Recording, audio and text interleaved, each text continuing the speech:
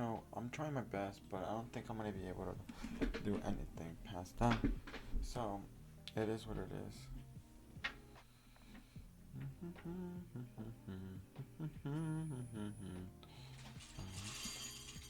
Alright. Oh my god, I know Gravity. He is the best. Let's watch one of Gravity's videos. Yes, Gravity. Yes, yes. One. I came to the conclusion that I want to learn how to vote. Wow, that's just so good. Like, look at those dance moves. And then I also like his hair. It's so cute. I watched Legendary. That's where he came from. That's where I first heard of him. I really wasn't that well known to the voguing scene, but I saw him and I was like, you are so cute, and you know how to dance. Like, wow, so impressed.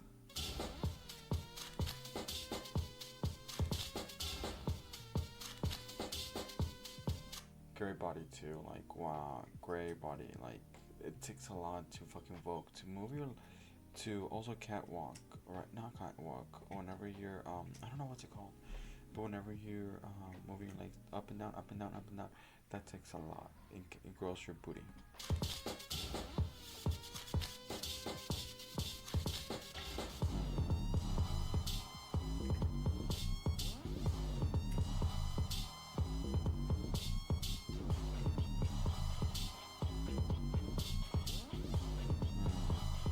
Wow. You see what I mean? Look at look at that bird. All right, Gravity, you did such a great job. Like, wow, 10 out of 10 for sure. Oh, but I cannot watch a what's it called? A try it out like tutorials from him because I'm not even looking at what I'm supposed to be looking. So it's horrible. Oh wow. Oh my god, Doja. Look at that body. Like, oh, I fucking wish. So cute. Wow. Oh, I gotta take dance classes for sure. I wish. Look at this.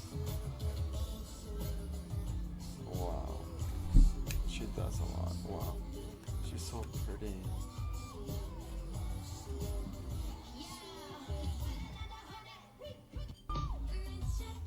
Wow. Betty. Ooh. Oh, I think I've seen that one. Yeah. Let me see it. Hey, what's up guys? Welcome back to another video. In this video, I decided to record me having an episode, which is I'm currently having, and Okay. I am going to talk about what I'm experiencing. So, He's going through it, book. I am currently hearing voices. Wow. And they are telling me that there are communist spies out to get me. I've not checked the windows like I normally have because I'm trying to fight it. That is crazy. Like, how your mind works. It's crazy. Like, I've never had an episode like that. Only when, give me a second. This head is going through it and it's pissing me the fuck off. Pissing me the fuck off. Seriously. Cannot handle a fucking, it's not a hat, it's a fucking, what's it called? What's it fucking called? Hoodie? No, a fucking beanie. This beanie is doing too much to me. And not like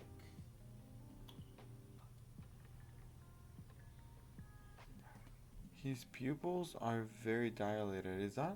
I doubt that's like even a thing that happens with people that are having an episode. I doubt it. Man, Atsun, what the hell are you doing? What are you doing? He's doing too much. Go to that dark, deep hole. Here we go.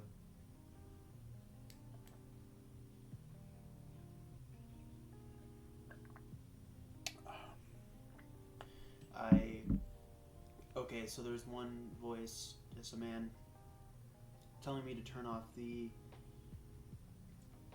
recording software and stop recording.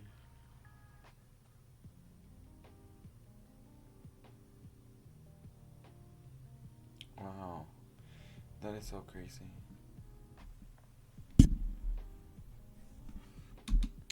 Do people with like episodes, do they have to be with someone else? I don't like it happens at any time.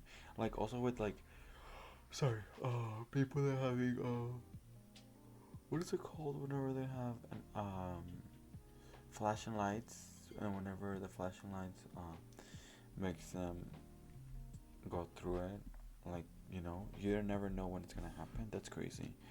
Like that's fucking crazy how the brain it's all happening in the brain.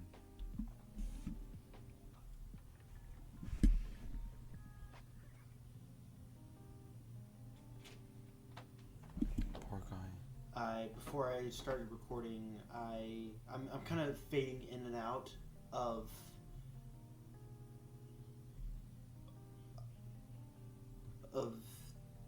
what's going on, if that makes any sense at all. I don't know. Let me explain more. 1 second, I'm just trying to cope, and I'm talking to my parents about how I feel, and then the next second, I'm thinking they're communist spies, and I don't even know. I don't know. I should have wrote a script for this, but I'm not functional enough to write a script. But I'm apparently functional enough to record. Wow, that's crazy. So you don't even feel functional. It's like doing like hallucinogens. Oh my god, sometimes I hate myself.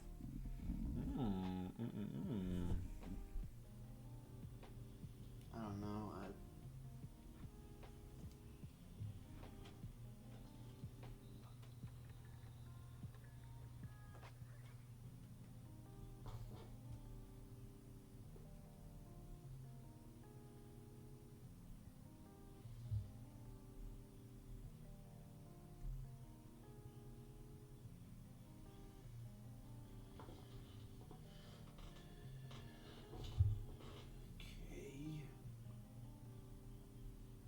This has nothing to do with what's going on, but I ordered this laser pointer on Wish. It's like a shopping app, just like for cheap things. Ordered it 2 months ago, and it came in yesterday. 5 years ago too, like Yeah. in 2019. It's a laser pointer. See? Look at the background.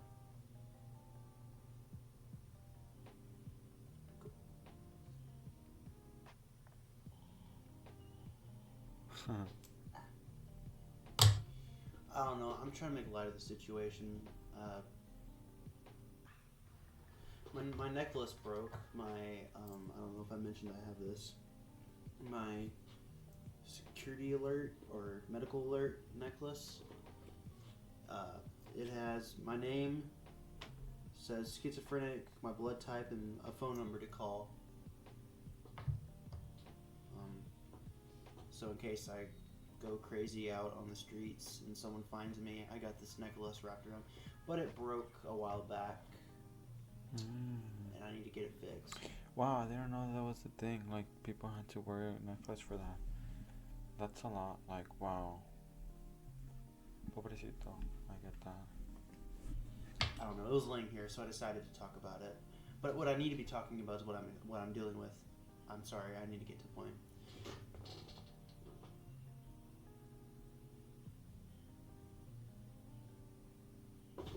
Oh God, that freaking.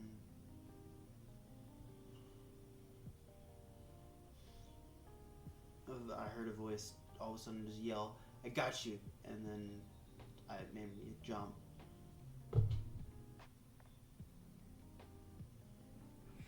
I mean, these are capabilities that the brain needs. I mean, I bet this is like things that the brain needs.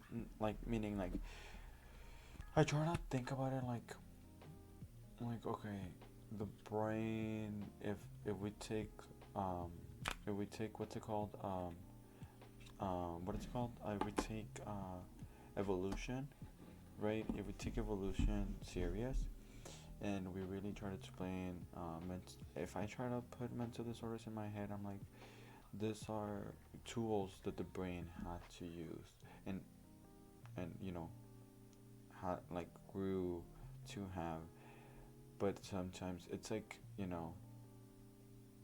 sometimes the brain mistaken like does it in a way that is not supposed to, but it's a tool that we all have.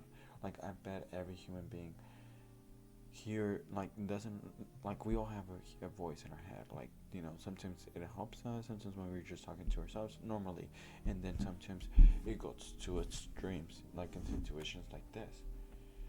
You know what I mean? Like it's a tool that the brain has that is just for some reason is wired differently, and it sees its capability. You know what I mean? Like it just overdoes it for no reason.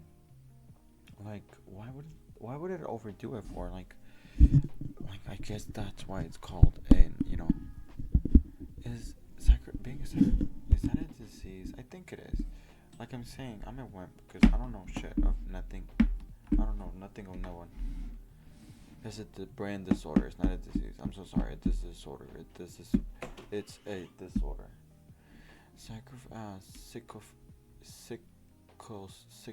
Schizophrenia, yeah, is a chronic brain disorder that affects less than 1% of the United States population. When schizophrenia is active, symptoms can include delusions, hallucinations, disorganized speech, trouble with thinking, and lack of motivation. Usually, when you take hallucinogens, you feel disorganized speech. Yeah, that makes sense. Wow. Yeah, they're very like verbal and out now that I started recording. I don't know if that has to do with anything. They weren't as bad, but now that I started recording, they've gotten real bad. So for those of you watching, it's really hard to explain what I'm dealing with. Unless you're schizophrenic and watching this, then you probably understand. But I mean, I know every person's different, but I think it's good that he has this words, like everybody's different. Like, because whenever you're having an episode, or not even an episode, but whenever you're having saying things are not out there, or hearing things are not, you know, are not there, um, it's good to have those things in your head for you not to go in a thought loop, for you not to continue going in a thought loop of, like you stop that thought immediately before it gets to very dangerous places, because it can go dangerous. And for someone who's a normal thing for it, he has to continuously, I bet, think, okay, this is it, this is what's going on, to keep his mind, you know, grounded to reality in a sense. things are mostly the same. Now, I don't know what causes schizophrenia. All I know is that it can be genetic, and it's or caused by illness or something like that. But I don't know why. I don't know. There's a lot we don't know.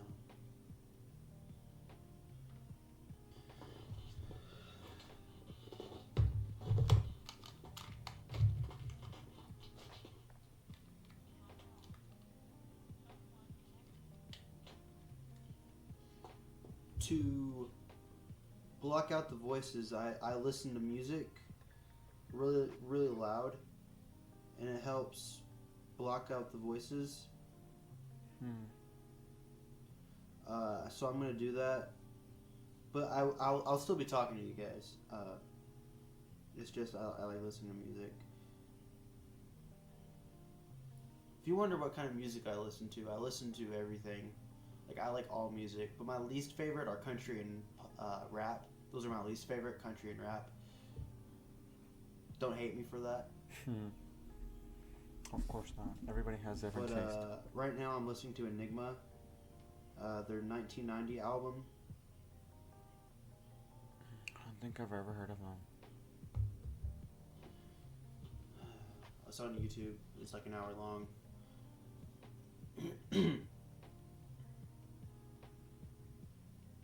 I heard an explosion. Like an old classic footage of a bomb exploding. It's all makes a mushroom cloud. That's what I heard just now. I don't know if that's a message of meaning something. I keep getting these messages, or these coincidence stuff, and I think they mean something, but I don't know what. I don't know what their message from. Wow, like I know, like, people that wow, like, it's all going through his head, so that's why they're a coincidence, wouldn't it be? Obviously someone good, I think, or bad. It could be bad, but I would think there's someone good.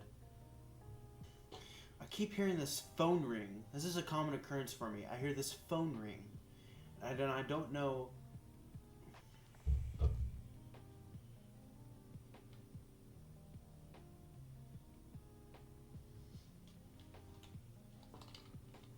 Hello?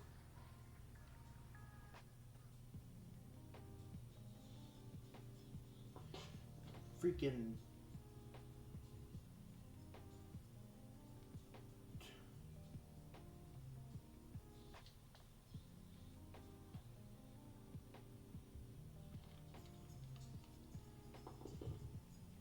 I just heard a voice on the phone.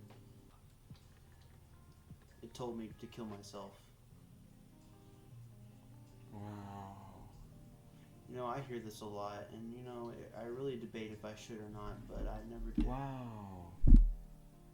Your own mind tells you that. I mean, it also happens to people that are just depressed. Like, the brain works in mysterious ways, because you would say, like, don't do it, like, you don't listen to your mind. But people that get bullied and they go in a thought loop of, like, people don't like me because they told me they don't like me. Like, he hears those voices in his head. And some people that get bullied, they hear those voices just out there. And it takes one thought to lead someone to go through that. Yeah, it's fucking crazy. Give me a second.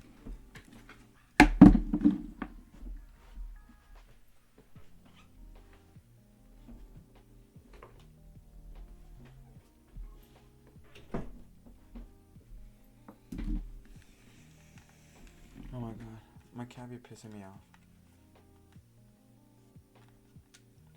Oh, my hat. There we go. Perfect.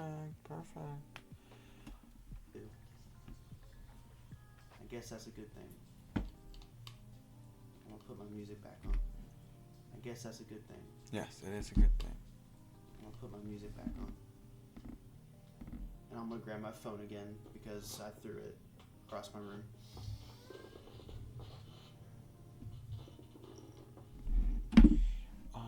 People have taken, hallucinogens, it lasts for a certain amount of hours, right? And there's people that are like, oh, my trip never ended. Why? Because they started having an episode. You lose sense of reality. And some people think that's fun, which can be fun in moderation. And that's what I'm saying, because some people, after taking hallucinogens, they start breaking, or they start realizing that there could potentially be psych, schizophrenic, oh my god, that word's so hard to say. How do you say it?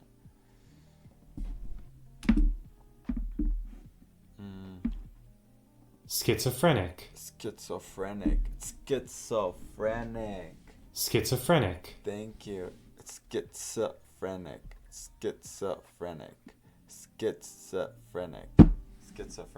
Come on. It's a skit and it's a phrenic. It's a skit, it's a phrenic. It's a skit, it's a phrenic. So it's a skit. Okay. A schizophrenic.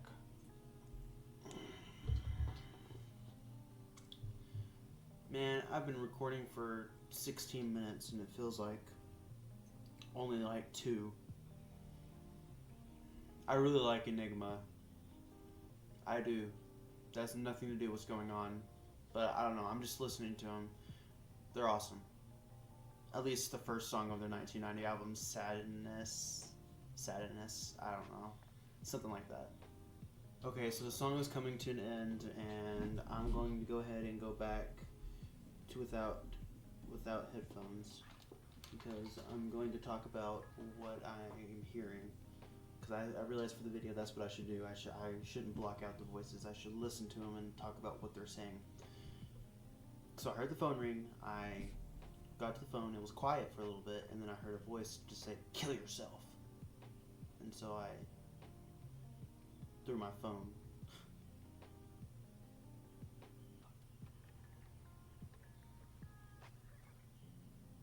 Okay, they're telling me to look out the window.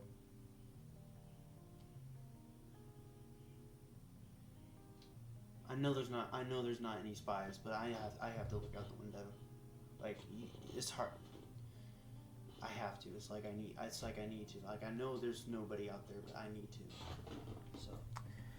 You know, I be having thoughts like that, but whenever like I'm about to shower, you know, whenever I'm in someone else's house and I'm like at some stranger's house, right? And then, or not as strangers, but like let's say aunts or let's say friends or whoever, right?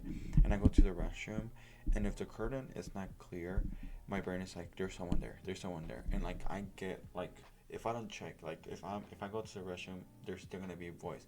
There's someone there, and I get so freaked out. I get that feeling. I have to look, open the curtain, and be like, okay, there's no one here. Whew. I get that, and I feel like that's just survival. Like our brain is a tool for our brain to take care of its body. Like I would imagine maybe, in like when humans started evolving, I bet they had to be scared of, like if they walked into a cave. I bet there's someone here. I bet there's something here.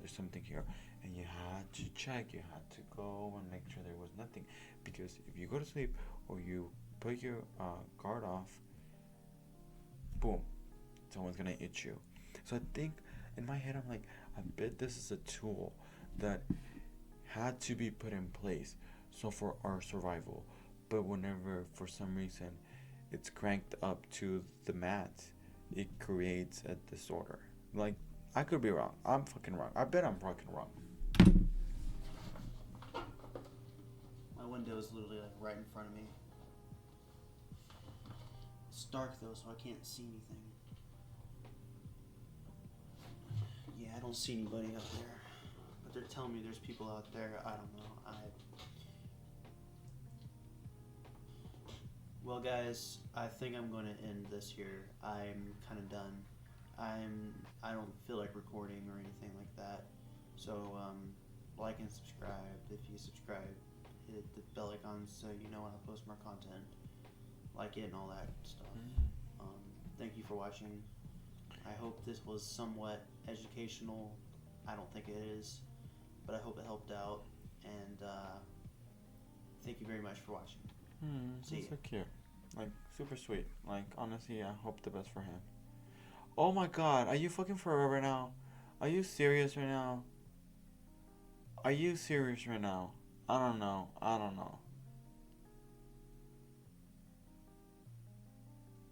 Ooh, okay. This seems like it maybe, for sure, maybe. Let me see how it fucking looks through here.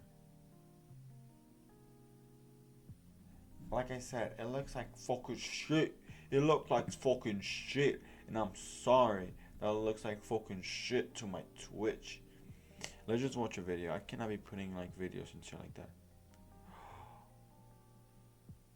Oh my god. The lighting here looks like she's walking into hell. Oh, I think I've seen that movie. Oh, I haven't seen that movie, but I've seen that video. There's 2 people struck by your vehicle and both are dead. Wow. So that's what went back. Okay. Let's see what's aggressive child 1960. He's an intelligent child and a very attractive one. But Philippe is a problem. What? When it was, you know, and she never fought. She never did. And next thing you know, she's dead. And I'm like, huh, this is great. Oh my god. Which When one is should it? I watch? Dr. Bernard here. This case was Wow, girly, you went through it. But Haley, they are wasting. This guy is a drug dealer.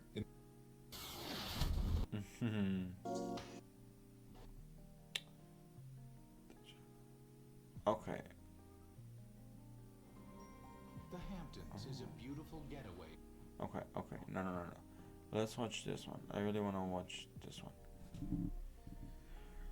We'll see how it is. We'll see how we feel about it. And if not, we'll change it.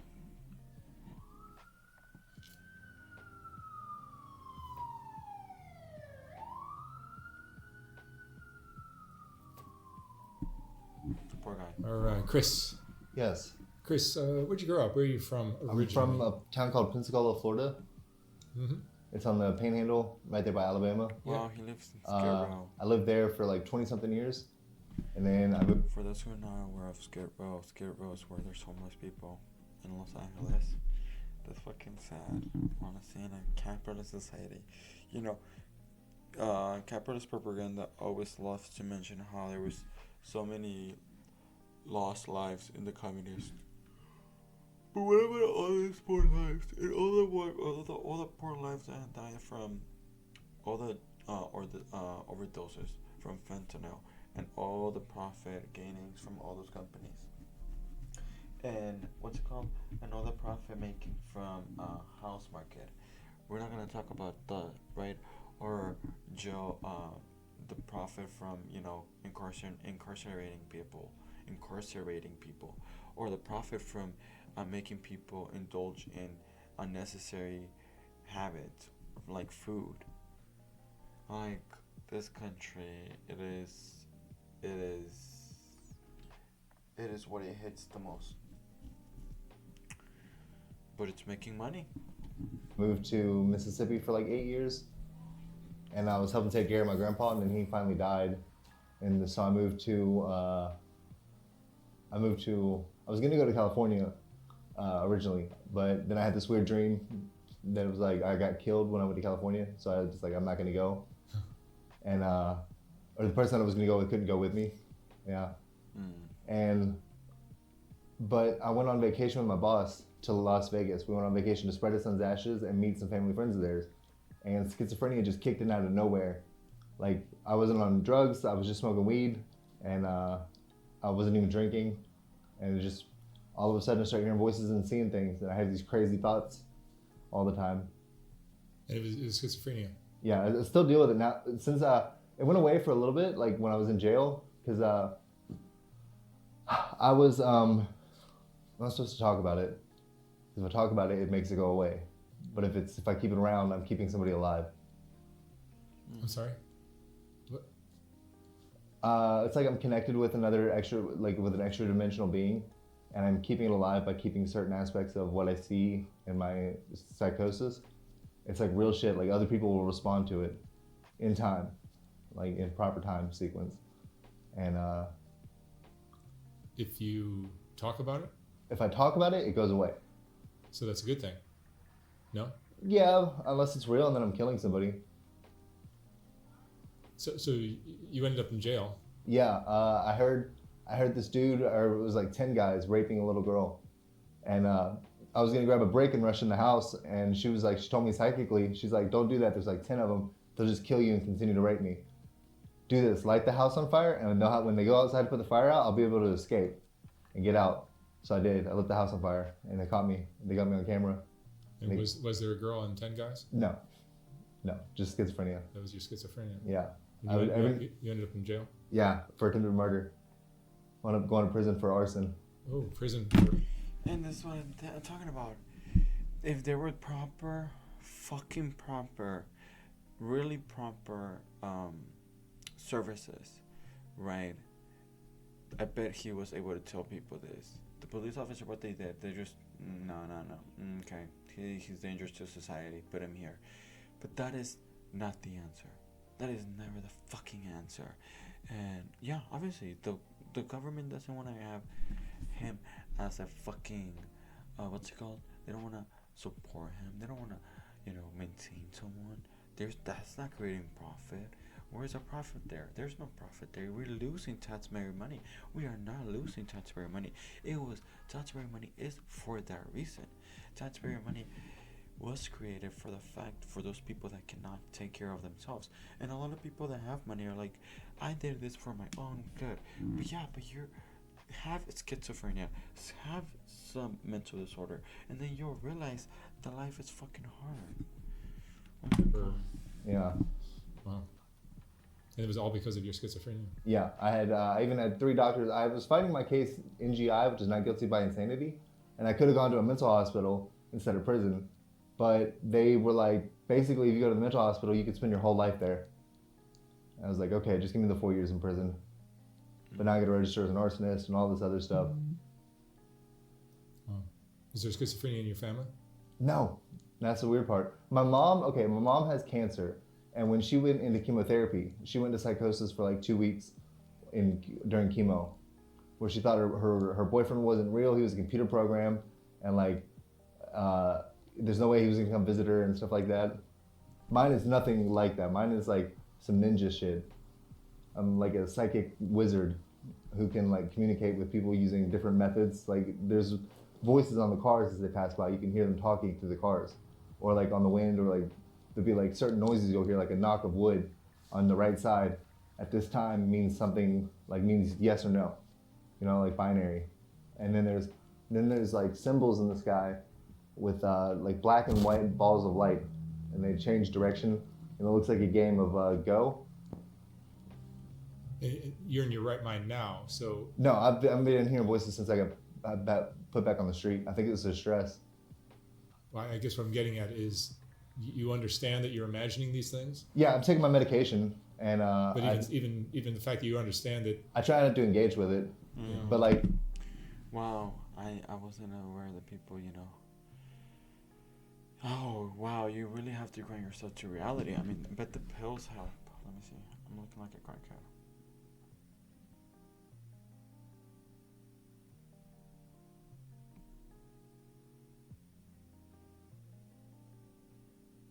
Great.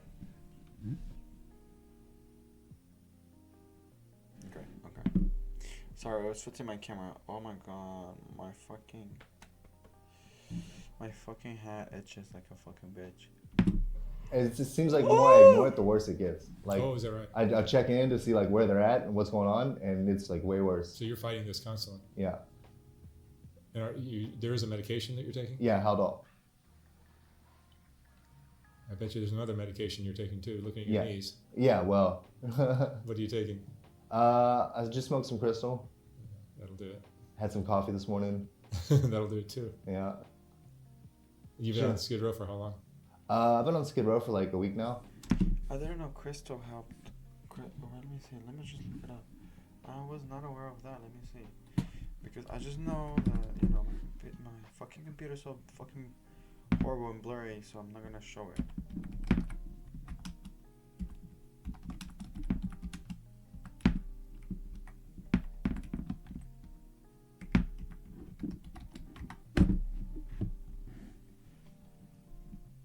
Okay, it says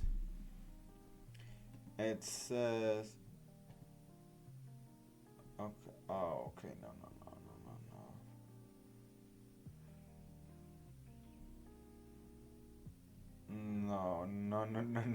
No. I'm hearing this website that it says here schizophrenia and crystals. And you would imagine that I'm talking about the crystals that he's talking about, right? The crystals that he's talking about. No. We're talking about actual crystals. Crystals. Supposedly these crystals are supposed to help you. Come on, who wrote this? Oh my god.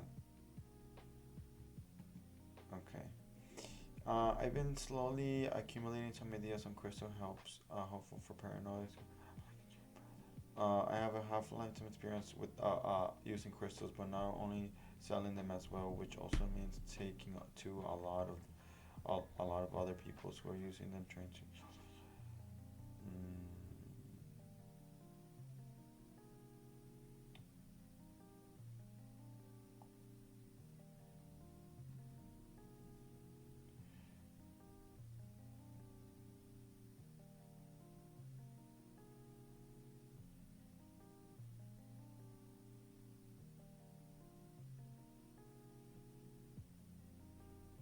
Is this true? I'm just hearing things about crystals, like actual crystals.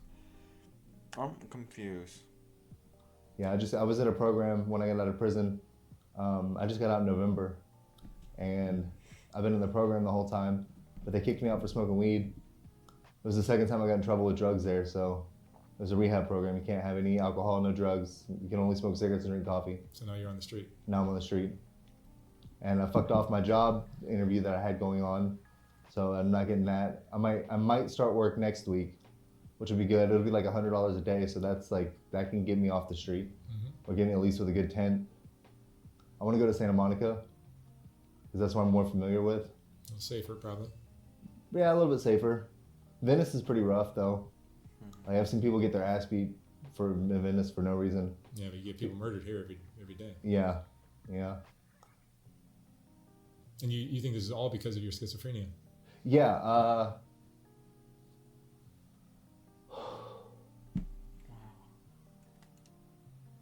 Yeah. I think it's like, if it's not real, then it's one hell of a good, like, hallucination. Because to you, it's 100% Like, I've real. done acid a bunch of times, and I've hallucinated more on pure schizophrenia, like sober schizophrenia, than I ever done on LSD. Really? Ever. I saw the moon get sucked into a black hole. You know how terrifying that is? You're just standing there, you look up, and the moon just goes, and it's gone. And then you know that Earth is next. Yeah. Apparently we're in a realm called Ninjago, which means like we were sucked up by a black hole, and California's like the last of the Earth that's left, and it's orbiting this black hole. And there's other Ninjago realms that have been sucked into the black hole too, and they orbit it too, and we can hear them on like the sound of cars, and they can like send clicking noises over here. Like you do like this, and you might cause a click where somebody is, with nothing to cause it. You know what I mean? Just random noises. But there seems to be like always a pattern and a method to what's going on with the random noises. They all orchestrate together. And has the crystal meth use Increased or accelerated your... Okay, when I was first in psychosis, before I got put on medication, 2 years ago. About 3 years ago is when I went into psychosis. And I was in psychosis for a year. Wow. And I wound up walking all over. I went from Las Vegas, I took a bus through LA, up through California, into Sacramento, where I had some friends that I was staying with. And the voices were like, they're cannibals. They're trying to sell you for $10,000. Get the fuck out of here. So I'm like, oh shit, I gotta go. So I just left and just split on my friends. You can't override these thoughts knowing that they're just yours. No, I have to believe it. I have to acknowledge all of the bullshit that they're throwing at me while still simultaneously saying, nope, I'm ignoring it. And that's how I make it from point A to point B. Otherwise, I would just be walking, reading the ground all the time, doing these weird dances and shit. It's gonna be hard for you to have a job. I can focus. Like I earned a little money today helping somebody wash their car. I only got stuck a couple times. And the job that I've applied for that I'm waiting to hear back on, it was just picking up trash with Caltrains. You can do that. Yeah. Wow. And so this is what I fucking mean. that this government is fucking up people. Because someone with a disability should be able to earn some income from the government. Tax free, obviously, fucking tax free. It is the money from the government. And you know what I fucking hate? That you have to go through the fucking army to get benefits. And even at that, some people don't even fucking receive benefits. There's a bunch of people there in the streets that went through traumatic things in war or in fucking, the army, because the United States Army is such a huge army. That's the only way the United States keeps on making money. They need to fucking sell weapons. They need to sell war. Like, that's how they make some money. And let me tell you something. You would be like, well, we have to do it. No, they choose to. They choose to. They could change its way. They will always bring up, well, if we don't do it, someone else will do it. Obviously, there's gonna be another civilizations after the United States. There was the Roman Empire. There was the British Empire. There was the Holland. There were so many empires before, the United States. The Mongolian. So many emperors and emperors from Asia. Like, there were so many great nations that lasted for so long. The Egyptians. How can I forget the Egyptians? Like, Mesopotamia. Like, there were nations. There were obviously they saw themselves as a nation. There were nations before the United States, and there will be nations after it. So this stupid idea of, if we don't do it, someone else will do it, is stupid. It's fucking stupid. It's like oil companies saying, if we don't extract this oil, someone else would do it. What kind of stupid things were those? Or it's like people that used to kill whales to steal their wax to make candles, or oil to make their oil candles and all of that. They would say, if we don't do it, who else would do it? No, oil changed it. Oil fucking brought it up, and something's gonna change oil. Oh my god, we've been drilling oil for what? Since when? Like, let me look it up.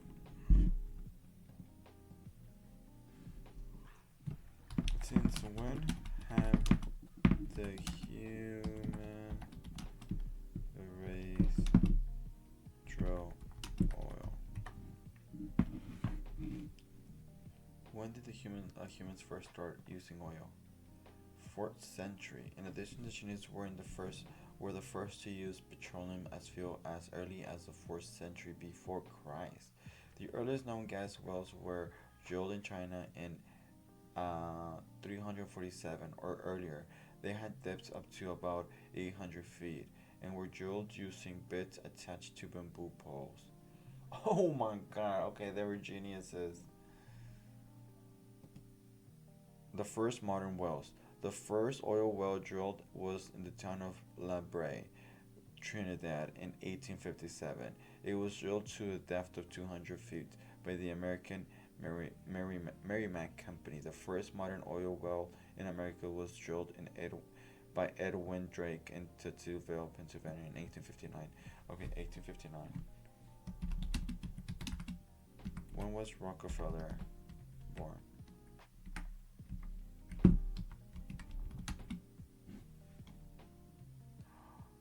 So, 1815. In the United States, the first time they drilled oil was in 1859. 1859. And Rockefeller was born in 1839. Okay? For people that love to mention how Rockefeller was a genius and he made so much money. Obviously, if you're born before the oil was made, before the idea of your money being made, yes, you're gonna make fucking millions. Yes, obviously, like, fucking obviously. Give me a second. When was the Communist Manifesto published? In 1848. So, Communist Manifesto is even older than people drilling oil in the United States, obviously, not in China. Like, this is just crazy. February 21st, 1848. Wow.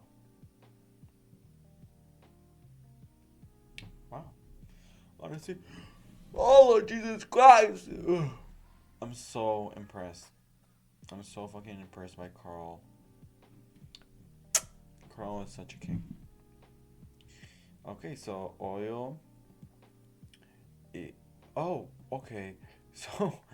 So Rockefeller is even older. Well, Rockefeller was 9 years old. No, 10 years old. 9 years old when the Communist Manifesto was invented. The richest man in America. In America. Wow, that is just crazy. For people that love to talk about, 1848, and then 100 years later, what?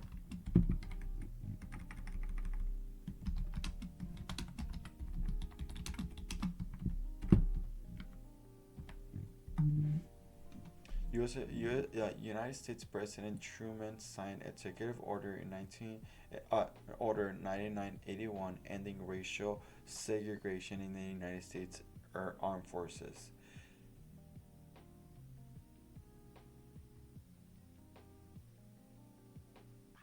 Wow, the 1948 Summer Olympics began in London, the first since 1936 Summer Olympics in Berlin.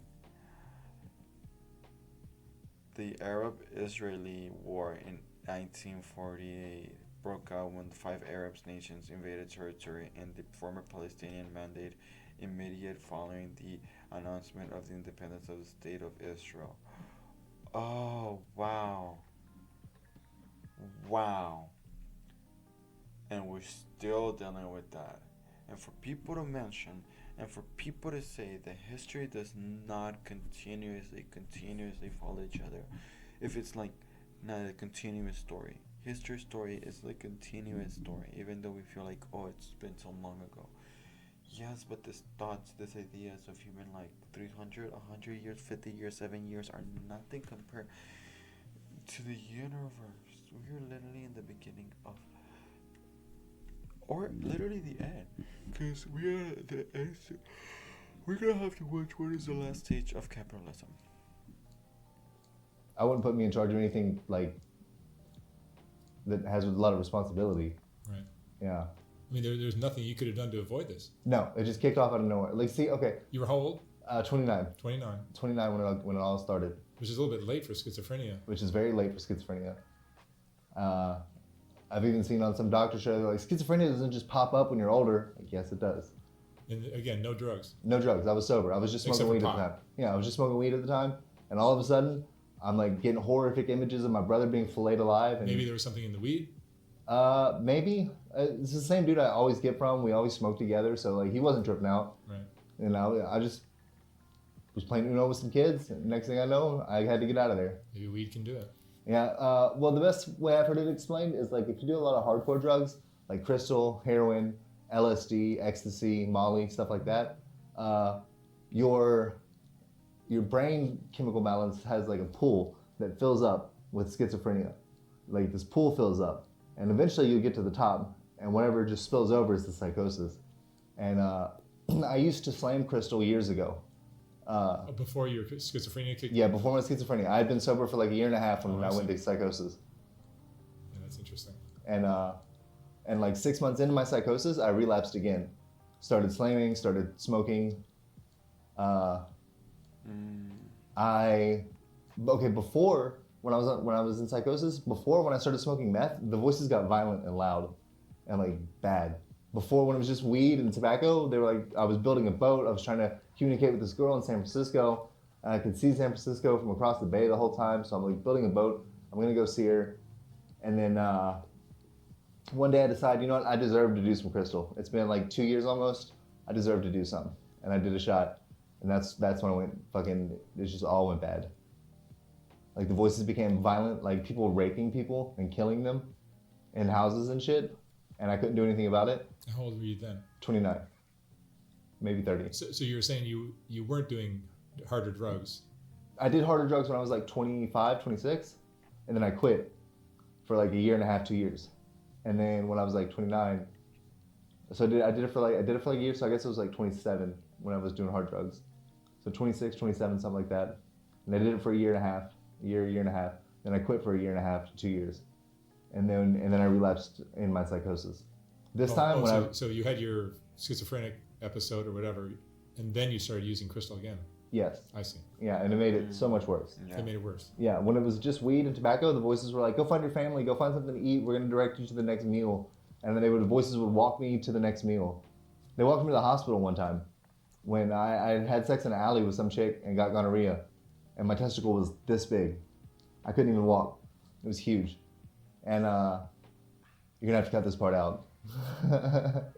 And I typically don't. So I'm like, okay, I'm at the beach. I'm like, okay, I gotta go to the hospital. I can't walk anywhere. I can't even get to the water fountain.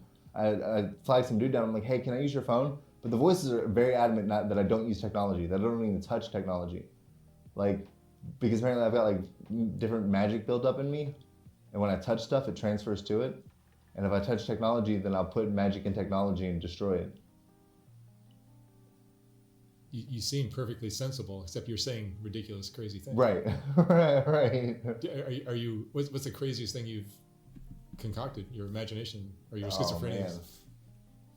The craziest thing that's concocted. I mean, wouldn't you agree that that's a little bit of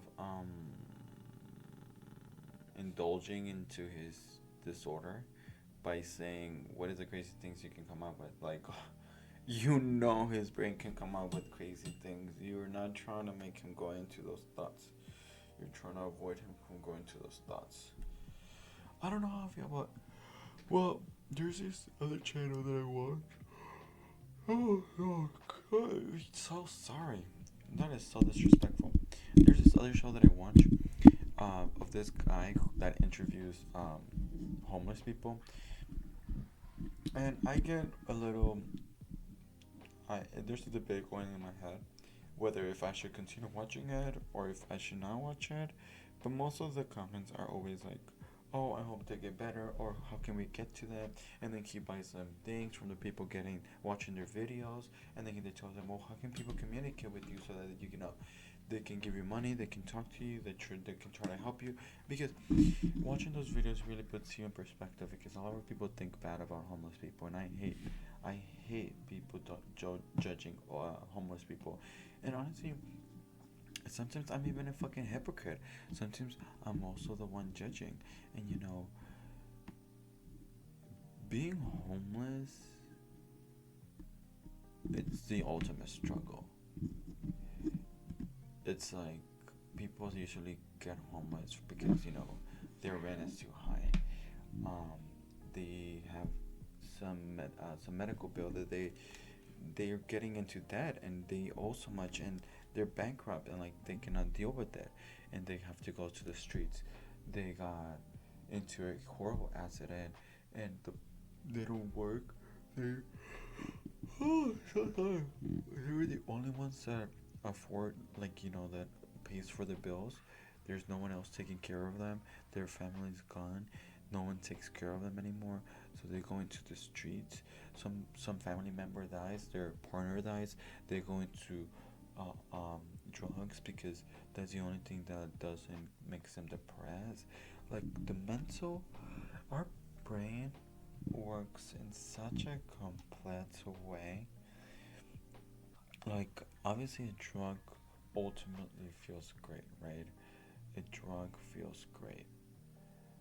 But in someone in their right mind, I feel like in their right mind, meaning not necessarily having a disorder, but depression, feeling neglected for their parents, being abused as a child. That could be mentally, physically, sexually. There's so many factors that goes into a kid's head in development that is just that creates the person. You know what I mean? Like, obviously everybody has core memories, and those core memories could be abuse that you went through, abuse that you saw, a traumatic event that you saw, a death.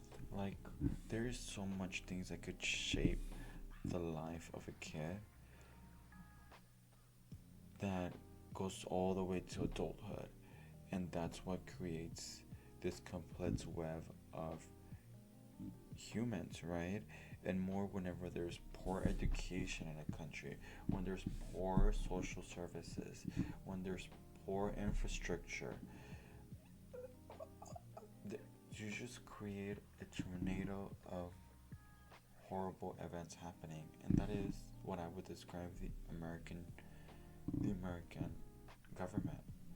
I love the country, but the government has created it into has always. I mean, it discriminated against Native people.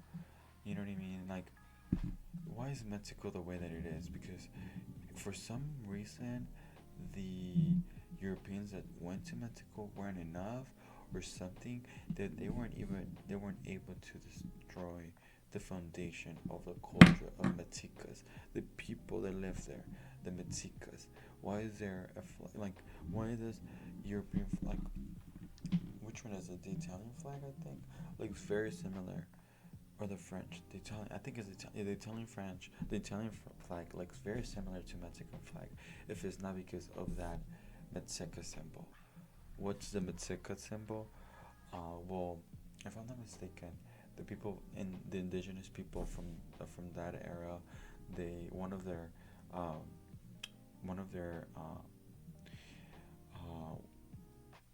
they wanted to settle in a land, and they knew that they had to be settling in a land that they saw, where they saw an eagle land in a cactus while eating a serpent.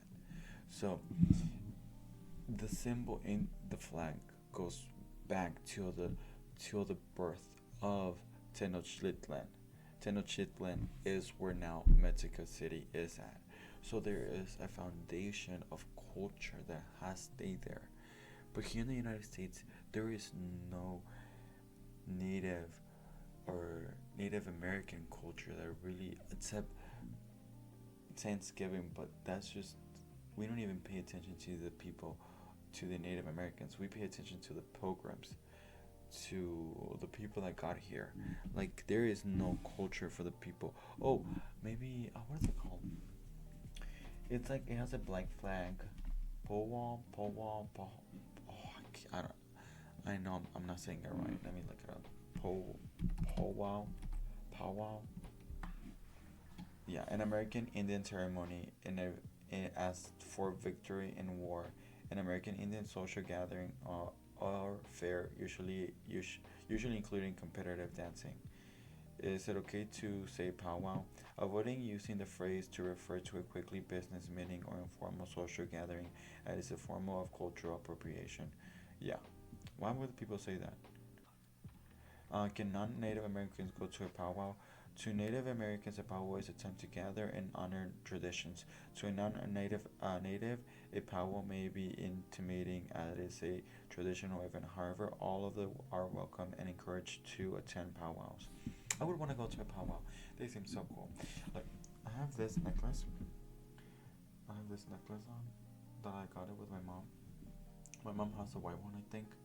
And every time that I wear it with my long hair, people think, "Are you Native American?"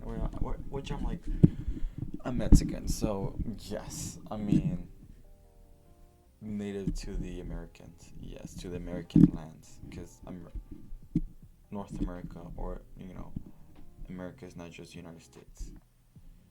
It's also Mexico, Central America, South America.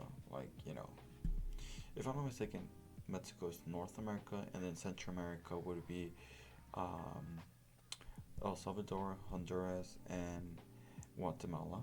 I think those were the three: Guatemala, Honduras, Honduras, Salvador, y Guatemala. Sorry, I don't want to be saying it in English. I'm saying it how the words are meant to be said. That's Central America, and then South America would be the other ones, which I'm sorry, but there's so many. Chile, Argentina, Brazil, Venezuela, Colombia, Belize. Oh, fuck, I know I'm missing so many. Oh my god. But, well, okay. You've already mentioned a few that are... Probably that I'm God. Mm. Yeah, Mm. that's probably the craziest one. But apparently, God and the devil are the same incarnation, just at different lifetimes, depending on how much the people, the people are actually the psychics. This is the main collective psychic group. They control who is who, what numbers you get issued, what names you'll get issued, stuff like that. You know, like, you're God, dude. You're obviously God. Every time I go to the beach, when I look at nature, if I'm walking on the street, if I look at nature, the message is very clear. Throw them in the ocean. Just throw them in the ocean. And then when I go to the ocean, they're like, you're God. You have to do these things. And you'll have magic, and you'll get food, and you'll have everything you want. But you're going to have to be homeless because you're also the devil. Yeah. When my psychosis started, it was kind of interesting. It was just me in a tent in Sacramento hearing Will Smith's voice outside of my tent explaining to me that one of us is Jesus and one of us is the devil, and we had to figure out which one was which. And I was like, obviously, Will, you're God, right? He's like, oh, well, then you're the devil, and that means you inherit the earth and all the magic that comes with it, since we're going into this magical realm, and you'll be able to hear things and see things that nobody else can believe, if it wasn't for the fact that they can all see out of your left or right eye, depending on what kind of, like, if they're an ah or a woo, which I know doesn't make any sense, but I know they're distinct peoples from other dimensions. One focuses on technology, and the woo focus on magic, and we got sucked into a woo black hole, which puts us in the magical realm, and the Illuminati's still trying to use magic, so they're preventing, or they're still trying to use technology, so they're trying to prevent me from going back with the woo, so I can bring 1% of what is the United States population?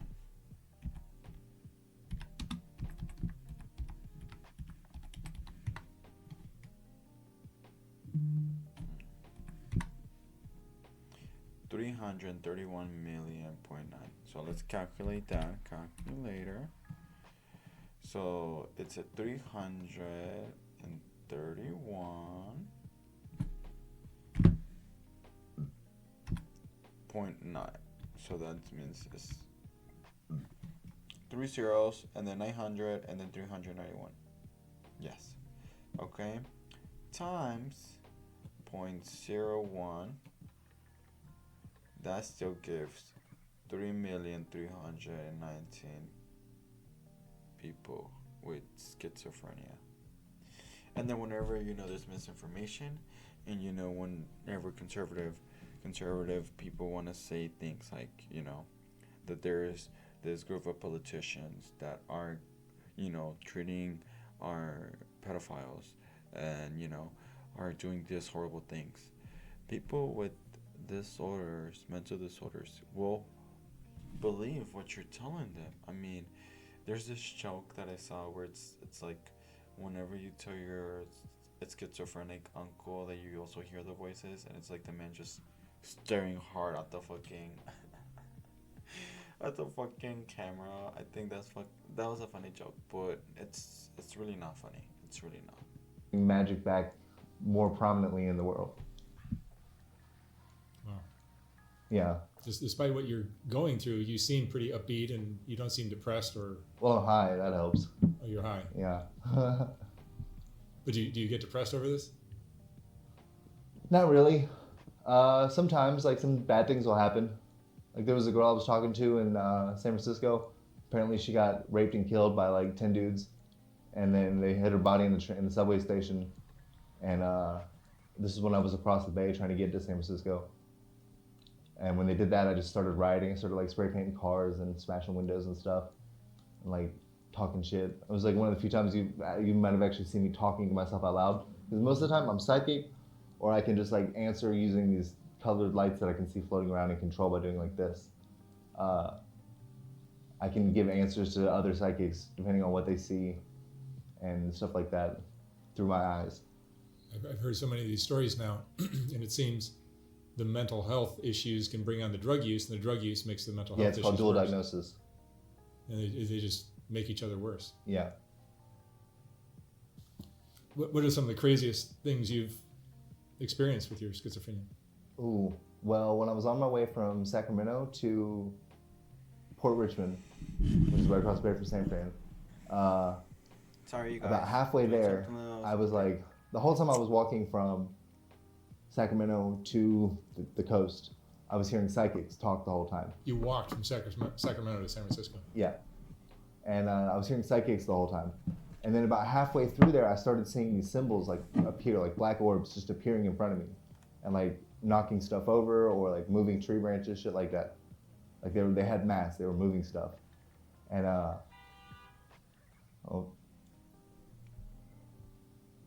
anyways. A voice came into my head and it just dominated the rest of it. It was like, choose an eye. So immediately I shut my left eye and I closed my left hand. I don't know why. I still don't know why. I just know that like each finger is assigned to types of people, and by which finger I use open or closed will determine which, like, who can access my mind or my field of vision at that time based on how their hand is positioned. So even if they're like on another, like in another dimension or another universe, like another reality, there's a me doing this right now. And I walked the rest of the way from Sacramento to Port Richmond with my left eye shut and my left hand shut. And I was eating cigarettes the whole time. I was eating like, I would get tobacco off the ground and like roaches that I found, people's weed roaches, and I'd roll them up into spliffs and smoke them. And I would go sins for people so they wouldn't snitch on me to the Illuminati on where I was, because I had to deal with the Illuminati that I was going to let them turn my skin into a Bible. No wonder you had to walk. No one's going to pick up a hitchhiker like you. Right. Yeah. I wasn't even trying to get in cars. I tried to stay off the road as much as I could. I walked through like woods and fields and shit. How long does it take to walk from Sacramento to San Francisco? About a week. Wow.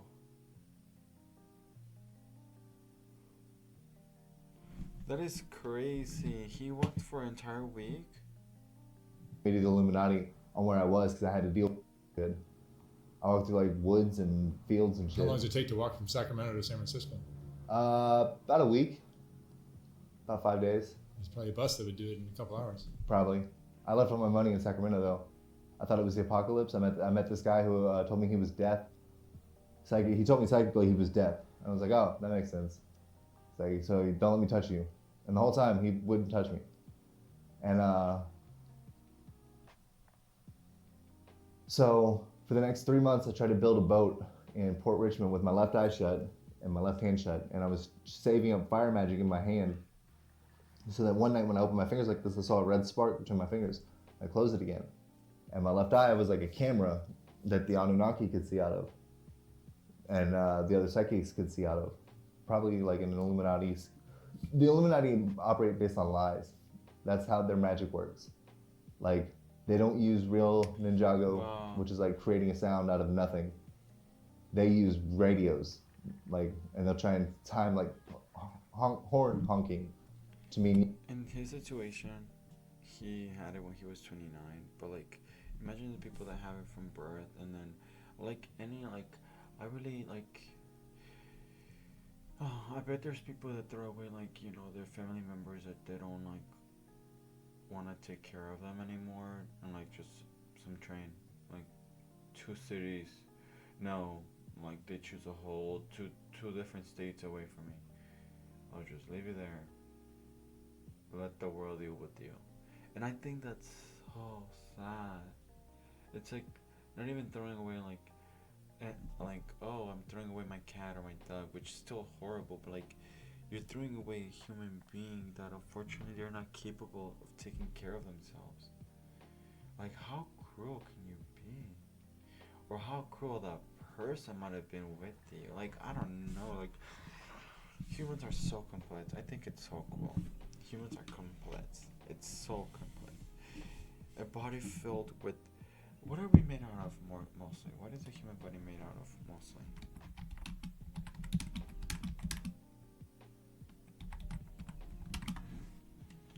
The human body is approximately 90% comprised of just its elements. Oh my fucking god. Oxygen, hydrogen, nitrogen, carbon, calcium, and phosphorus. Another 5 elements make up about an 85% of the remaining mass. Sulfur, potassium, sodium, chlorine, and magnesium. Oxygen and hydrogen. So much water is in there. Nitrogen, carbon. Yeah. Let me see carbon and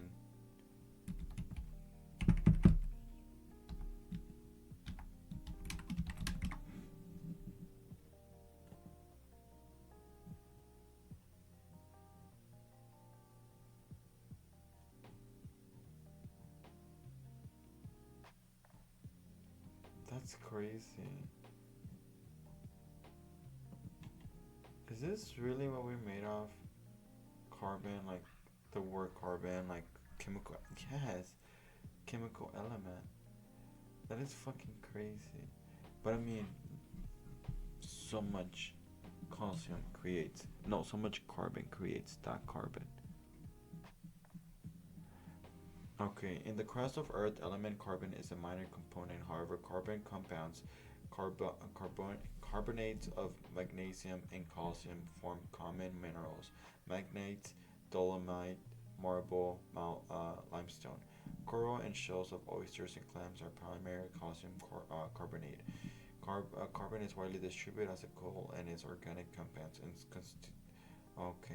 coal. Okay, and this is coal, a fossil fuel.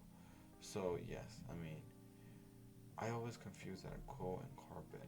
So carbon is just the molecule. Okay. That makes sense. That makes total sense. Yes or no, depending on where it is. So that's why you were distracted by the horn Yeah. outside. Yeah. It was basically a warning, like, if you talk about this, we're going to kill you. That was a message. Yeah. Wow. Yeah. If I heard a honk at just the right time, I mean, if I talk about this, they're going to kill me. But whatever. I'm not really worried about them killing me. So when you're sharing these stories about the Illuminati and all these other crazy things, yeah, do you understand that they're kind of crazy, or do you believe them? I don't know. I like to think that it's just crazy shit, that it's just schizophrenia, and there's nothing I can really do about it. But then sometimes something will happen, like somebody will just pop up and say one word at just the right time that means that it's all real. And then what I'm hearing, I'll be standing next to somebody and I'll hear a voice on the wind of this woman I talked to from another dimension, who's like my soulmate, but we live on different worlds. So we have to keep dying and trying to come back on the same world just so we can be together. And I will hear her on the wind, especially when I'm like eating or smoking weed, because in this universe, she's weed basically. And when I eat it, I'm eating her. When I smoke it, I'm burning her, so it's always bad. But the high is like my favorite high. I prefer weed over crystal any day. If one of your high school friends who knew you, they wouldn't recognize me. They wouldn't recognize you. No, I used to be clean shaven, short hair. No, but the way you're speaking is like. Oh, they would know it's me. They would be like, "What the fuck are you even talking about, though?" Right, that's what I'm saying. Yeah, because you were sensible back then. Yeah. You never had bouts of this kind of stuff. No, I had seen like a couple ghosts one time, but I was like, "That's a ghost, whatever." Yeah. But now that I look back on it, like that could have been a precursor for schizophrenia. Right. Yeah. I see some weird stuff sometimes, but I never attributed it to like. I always attributed it to drugs or sleep deprivation because I've always experimented with sleep deprivation. Even since I was a little kid, I would just stay up for days on end, drinking like coffee or eating and working out, stuff like that. I would just try to stay up for as long as I could. The longest I ever made it was 8 days. 8 days without sleep? I was like 13. This was before I ever started using crystal. Right. I was just, I stayed up for 8 days, and on the 8th day, I passed out in the computer chair, just having a weird hallucination about a jaguar coming up out of the screen. And then I woke up, I was like, that was weird. My girlfriend had hung up on me. I was talking to her on MSN Messenger, remember that? Yeah. That's how old I am. Huh.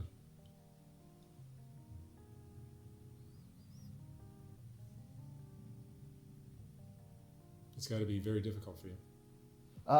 Yeah, it's kind of a pain, to be honest. I'm still getting used to it. Like for a while, my psychosis went away. I think it was the stress getting put back out on the street. Like for a while, I wasn't hearing voices in the cars driving by. I wasn't hearing like when you had housing. Yeah. Yeah, When I was at the program. So a little better lifestyle might be. Yeah, and the whole time I was in prison, I only hallucinated one time when I smoked some spice.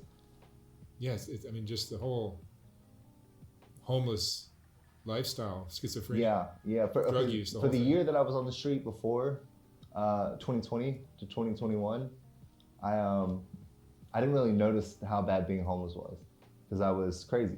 I was totally out of my mind. I was doing like nonsense shit. If I explained it to you, you'd just be like, "Oh, that's." You think all these people that we see on the street that are just out of their minds? Yeah, I was one of those. They're basically schizophrenic and probably using meth or probably something like it. Probably PCP. I've never tried PCP. That I don't want to though. I've seen people on PCP. It's not for me. It ain't gonna help you. No. I want to try acid again now that I have schizophrenia, and see what the acid does to the voices. Because every drug that I do has a different effect on the voices. Maybe ayahuasca. Maybe, ayahuasca. That might be helpful. I don't think anything else. That's on my list of drugs to try. DMT and ayahuasca are on the list of things I want to try. Mm-hmm. I've done acid. I mean, same here, but I don't know. It's scary. I mean, it's fucking scary. It's just I don't trust it. I would definitely do it again. I'd recommend it to anybody.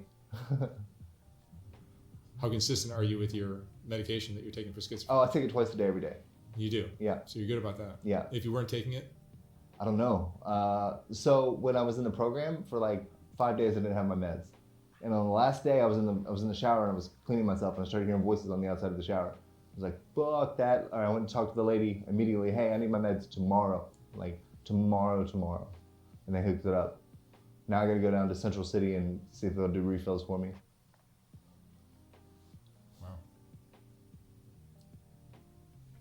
I also hate that, most of the places, like, with people that have, that go through things or, like, rehabilitation centers, they know that the drugs have made the person, like, almost unintolerable, or, like, almost, it kind of fries the brain, right, in a sense, and, like, if you tell that person, not even frying the brain, but, like, the body's already so used to this drug, and if you tell them it's either you stop cold turkey or we let you go.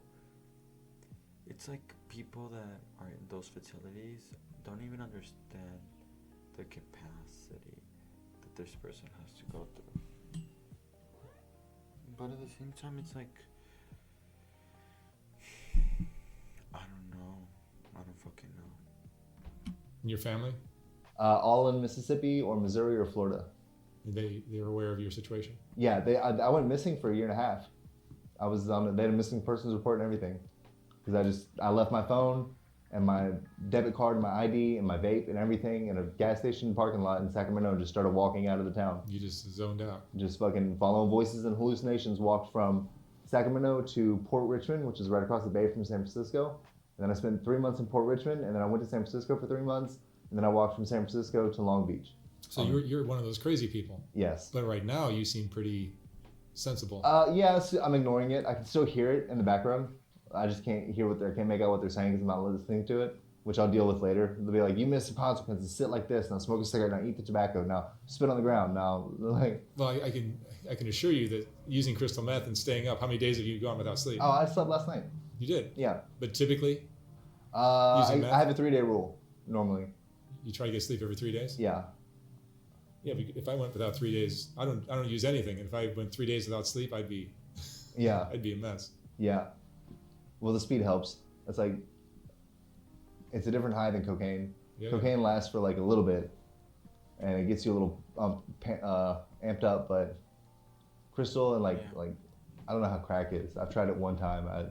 I didn't see. I kind of saw the appeal because like when you smoke crack, you get the same rush feeling as when you slam crystal, but it lasts for like that much. It only lasts a few minutes. Whereas when you slam crystal, it lasts for like 20 minutes. You're rushing. Mm-hmm. If you do a good shot, you can't catch your breath. You're trying not to come on yourself. Like everything looks amazing, and everything feels like sex. Yeah, and that lasts for like 20 minutes, 10, 20 minutes. That's crystal meth. Yeah, whereas with crack, you get the same rush for like 5, 10 minutes. And maybe. Then you need another one. And then you need another one, right? With crystal, you get that rush for a little bit, and then you're high as fuck for days. You don't need to do anymore. You're gonna be high. You're gonna be up. One shot will keep you up for 2 days. Oh, really? Yeah, if you do it right. If you do like a 35 or a 40, you do like a serious shot, it'll keep you up for like 2 days. And then sexually, it does what? Puts your sex drive into like overdrive. I've heard stories. Yeah. People do some crazy shit on crystal. Crazy shit. Yeah. I've heard that from what I've heard, right? And this is from someone. Some people put crystal up their booty hole.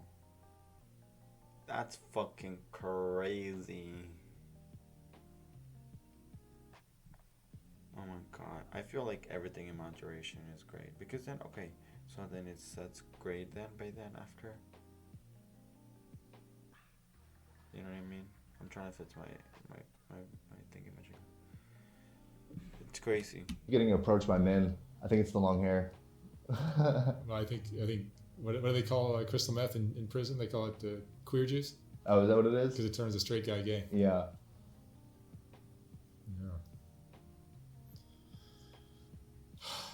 What's your biggest fear now? Ooh, So, slipping all the way back into psychosis, like I was before. Right, you're not that far away from it. Right. I'm still wearing shoes. That's a good sign. Usually I take because I got markings on my legs, like tattoos of symbols and shit, and they're like power symbols. And which foot I have on the ground will dictate how the voices react and what they say and shit like that. When I was on the beach, I used to draw, because I got truth on my left leg, like the yin yang sign. Is it a tattoo? Yeah. Okay. I used to drag my left leg from the city all the way to the ocean to snitch on the people, like what they were doing in the city to the whole world. And then everybody would start yelling over the ocean and sucking us into another black hole by sending their woo magic to us. It would suck us into a black hole, and it would like make the people in the city, if they wanted to survive, they'd just start ritual sacrificing each other and eating each other. And they would leave food out for us, and these would be like human beef patties. You know what I mean? And you eat them and you get more magic by eating the people. This talk is an interesting glimpse into all those crazies that we see on the street. Yeah. You just figure they're all just a bunch of crazy drug addicts. No, there's a reason he yelled at you. Yeah. He had to, or that guy was going to kill you. Yeah. And then you end up doing something illegal. Yes. Yeah, that's true. And possibly violent too, right? Right. They ruled mine nonviolent because nobody got hurt, but and they dropped the attempted murder because I was trying to save a little girl and I have schizophrenia. And the judge, I got a different judge one day, and he was like, "This is defense of another. What are you talking about? Drop that shit." The DA's like, "Fine, dismissed." My public defense, "This is defense of another. What are you talking about? Drop schizophrenia." And the judge, I got a different judge one day, and he was like, "This is defense of another. What are you talking about? Drop that shit." The DA's like, "Fine, dismissed." My public defense like, "Yes, I'm getting a drink tonight." And I'm like, "You need to calm down. We still got 5 arsons to deal with." But you burned somebody's house down. I lit somebody's house on fire and I burned a bunch of garbage cans down. How much damage was there to the house? Minimal. Okay. Like some smoke damage. That's it. The fire didn't even get big. They came outside, found the fire, pissed on it, and then went back, and they were having a party is all they were doing. They were having a New Year's party. It was like January 1st of 2021. The people in the house. Yeah, they were having a New Year's party. But you in your head, there was a young girl that was being... Yeah. So I had to do something. And no one could talk you out of it. No, there was nobody around to talk me out of it. But no, there were people in the house. Oh, they were busy. In my mind, they were busy raping her. I see. Right. I see. Right. What a curse. I just heard screaming. It was like, oh, I'm gonna do this now. This was where? Huh? Where did this happen? Sorry. Long Beach. Long Beach. Yeah. Oh. I can't go back there. You can't go back. I have a restraining order. Oh, you poor thing. Yeah. That's a horrible affliction. Yeah, it's where it sucks. What if I need to borrow sugar from that guy? What am I gonna do? Wow. Chris, what would you say is the most important lesson you've learned in your life? Don't get jaded. Don't take things as blasé just because you've experienced them before. You can probably find new aspects to it if you look hard enough. Excellent. Chris, thank you so much for sharing your story. No problem. I wish you lots of luck with your schizophrenia. Thank you. Thank you. Poor guy. It's amazing how aware he is in his condition. Well, he's clearly delusional. I hope the best for him. He said just wait, but we totally will trigger psychosis in who are prone. Yeah. Okay. Well, that was interesting. Give me a second. So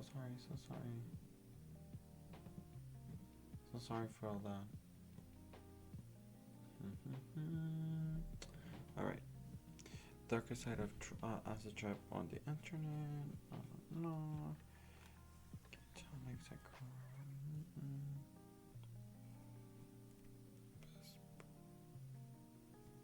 Best product catches of 2023. Oh my god, girlie, what happened? I think after the first round, I realised that she was a lot tougher than I was expecting. Although I expected her to be tough, I just expected her to show a bit more tiredness. It didn't go the way I wanted, but I was still happy that I went all the 5 rounds. It may not look like it, I enjoyed the whole process and I enjoy being in the ring and challenging myself. If I could fight Britt again, I think what I'd do is, although I fought the way I like to fight, I backed off a little bit more than maybe I should have, and I probably tried to do other things that I wouldn't normally do. I think after the first round, I realised that she was a lot girlie, tougher you went than through I was it. expecting. Wow, she loved it. Wow, that's the crazy part.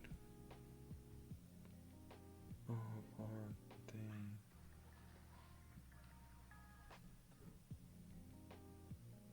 Hey. Here comes the hurricane, bitch. Here comes the hurricane, bitch. Here comes the hurricane, bitch. Here comes the hurricane, bitch. Here comes the hurricane, bitch. Oh, Katrina. Here comes the hurricane, bitch. Here comes the hurricane, bitch. Here comes the hurricane, bitch. Here comes the hurricane, bitch. Here comes the hurricane, bitch. Oh, Katrina. Love it. Okay. What the hell? Oh Lord Jesus Christ, I'm sorry.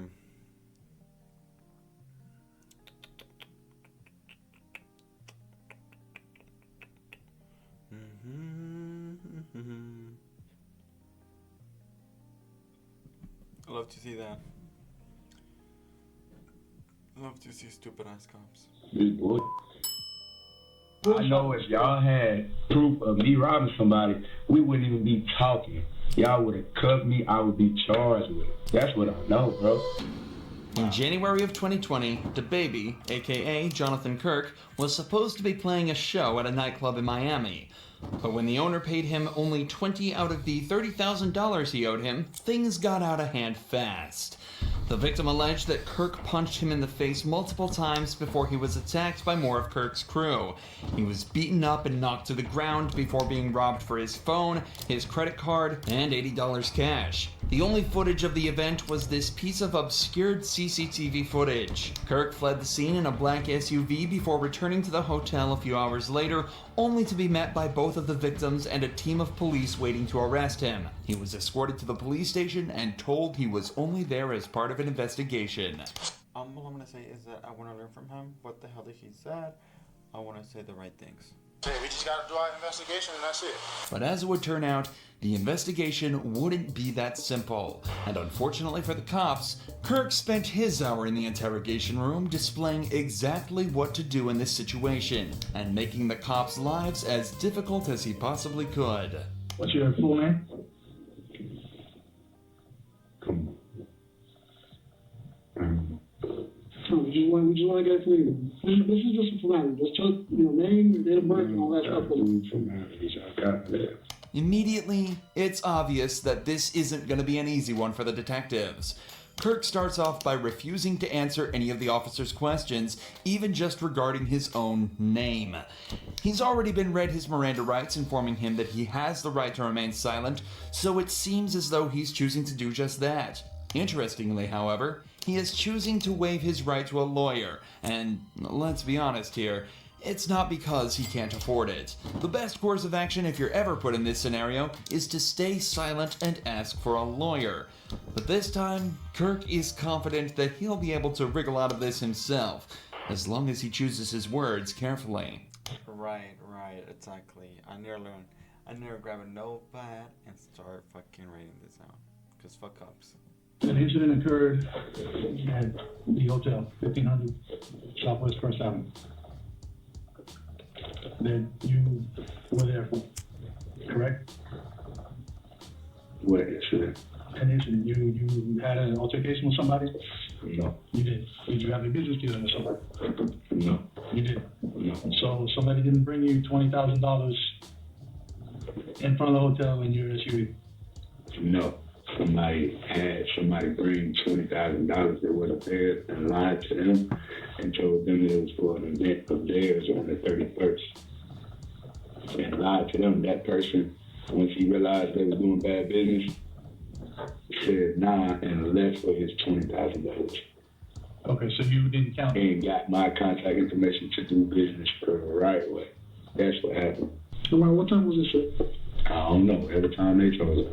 Whatever time the camera showed me not robbing no damn body that time. Kirk is claiming that he had nothing to do with anything that happened outside. His story is somewhat unclear, but he's essentially saying that his manager was talking with an event promoter about playing at a nightclub called Cafe Iguana Pines. But it turns out the money that they were offering was stolen, and the promoter was acting strange during the deal. So instead of taking it and going through with it anyway, he told them to get their act together and left without an argument. This, of course, does not explain the altercation outside that was clearly caught on camera, but with the footage unclear and no witnesses nearby to identify the assailants, as long as Kirk sticks to his story, theoretically, things should be perfectly fine. Common sense. You know what I made to even be down here? A promoter booked me at that hotel. I didn't pay to be at that hotel. That was paid for. You'd have let me on my room, you would have saw close to $250,000 cash, legally, hard-earned money. I don't got to take nothing from nobody, bro. Well, let me ask you this. I will go outside here right now and throw $10,000 in the air. Like, I do not care about no money. I don't, bro. Was there an argument? No, it was an argument. I didn't argue with a soul. My voice was never raised. It was never aggressive language from me. None of that. Was there a fight? None of that. No, I ain't seen no fight. And nothing's taken. We shouldn't be in no robbery, bro. So when y'all get done doing what y'all doing, y'all need to do y'all job. Y'all need to follow y'all process. And y'all need to arrest whoever gave y'all these false allegations, bro. This is bullshit. While it may just look like Kirk is flexing his rapper money here, this is actually a very good point for him to bring up in this situation. If he's doing random $30,000 deals on a weekday and paying for hundreds of thousands of people per month, what does he need $80 and an iPhone for? The further he can place himself from this event, both literally and figuratively, the better. From Kirk's point of view, he was nowhere near that crime. He had no reason to commit that crime, and he has sound and reasonable explanation for his whereabouts at the time. However, from the detective's side, a crime was committed, and Kirk's vehicle was right there as it happened. So they need to try and extract the information needed to piece his day together to come up with a story that Kirk cannot argue with. That forces him into a confession. When I encountered you in the hotel, you came back to the concierge. So basically now the cops are trying to get more fucking shit from him, but they can't. They fucking can't. Fucking police officers. So, Asshole, what are you looking at, Asshole? What are you looking at? What's going on? Come here. Come here, mamas. And come and say hi to the people. He's a baby. This is the real baby. This is the baby. Right, I told you, you're the baby. Mira, esa panchota. Oh my god, he's so fat. Look at this belly.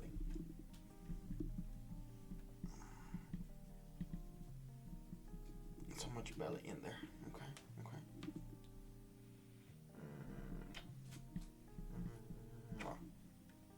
Love you. The counter. Yeah. Where were you coming from at that point? Prime, whatever. Oh, give me a second. What the hell do you want? I'm looking for something.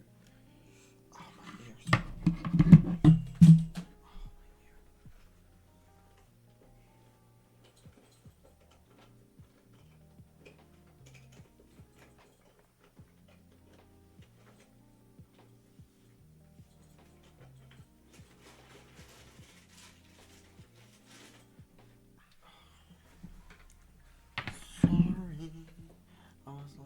something, and I found it.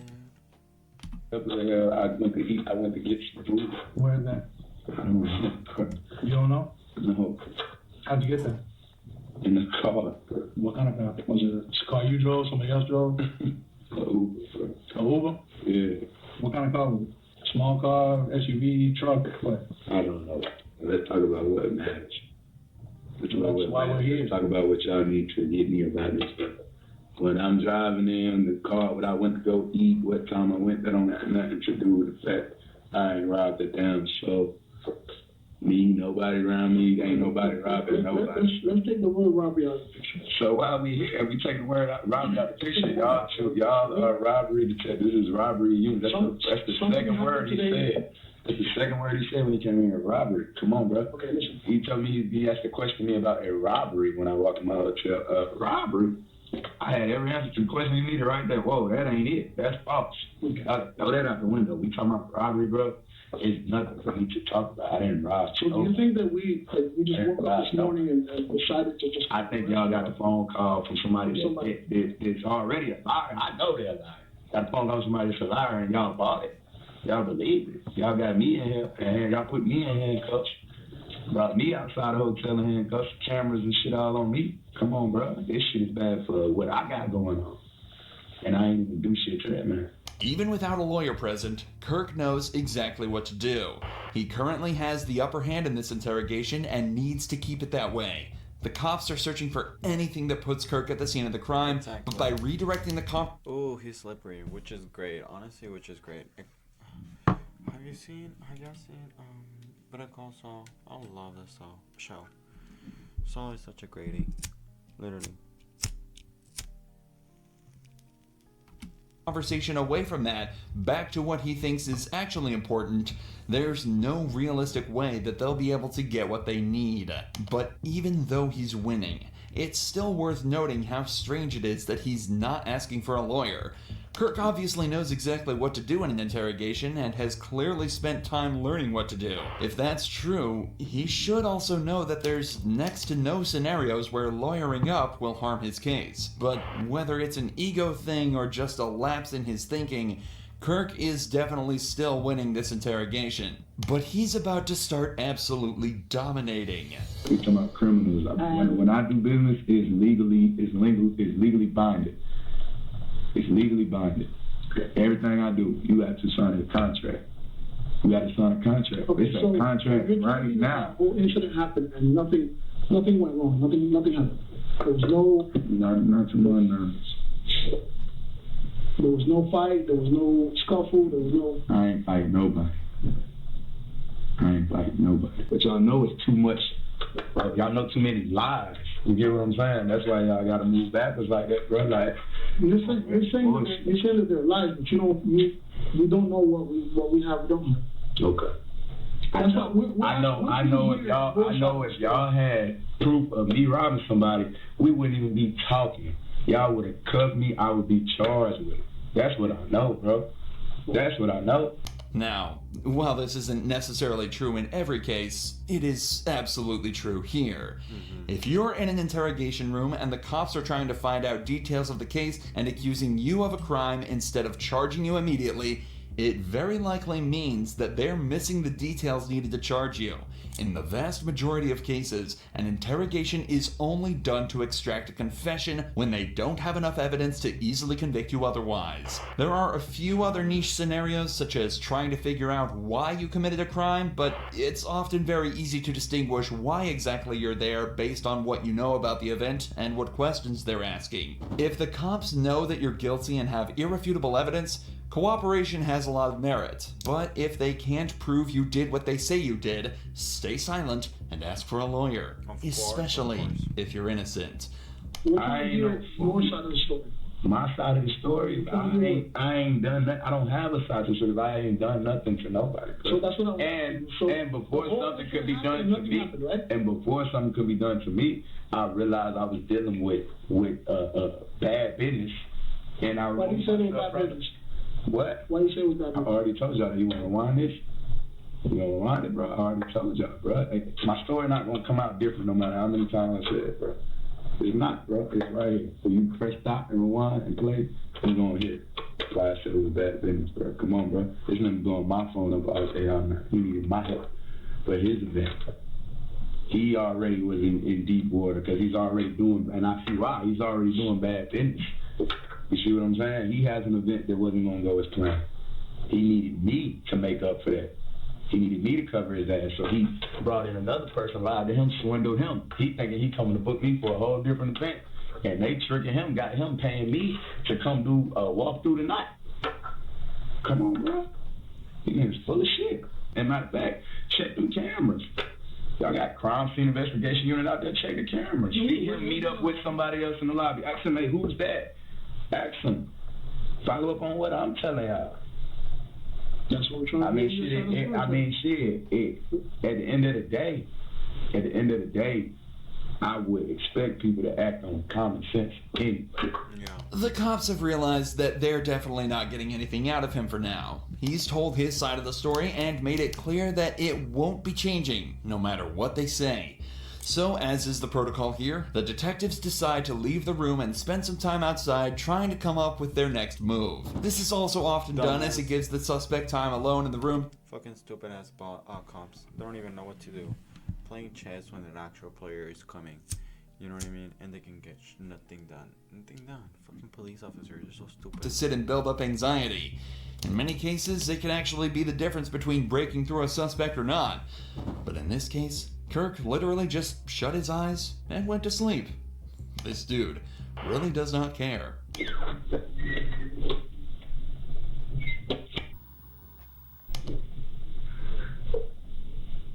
However, it seems as though the detectives couldn't come up with their next step.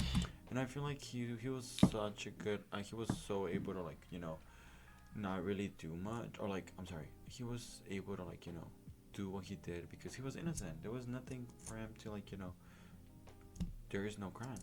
He's so smart. But I feel like when you know you're guilty, that fucks up a person. That starts fucking up a person. It's like you're getting that person fresh. Like when I do people's sentences, right? For example, if I put myself in the shoes of them, right? Whenever I'm doing people's sentences, they come with the paperwork. They come with the charge phone because they know they're about to be there for a bit, which for me they're not. But there's sometimes whenever, you know, they got some more paperwork to do. So I'm like, alright. But you know what I realized? That obviously if you commit a crime, there's gonna be signs. You're a liar. And I know when people try to lie to me about their chances, when they try to, you know, they try to make fraud. Sometimes it's noticeable whenever they want to play games. It's noticeable. You're like, it's gonna be flagged by the IRS. 1,000. Orders of magnitude worse than the officially reported number of only 74. 45.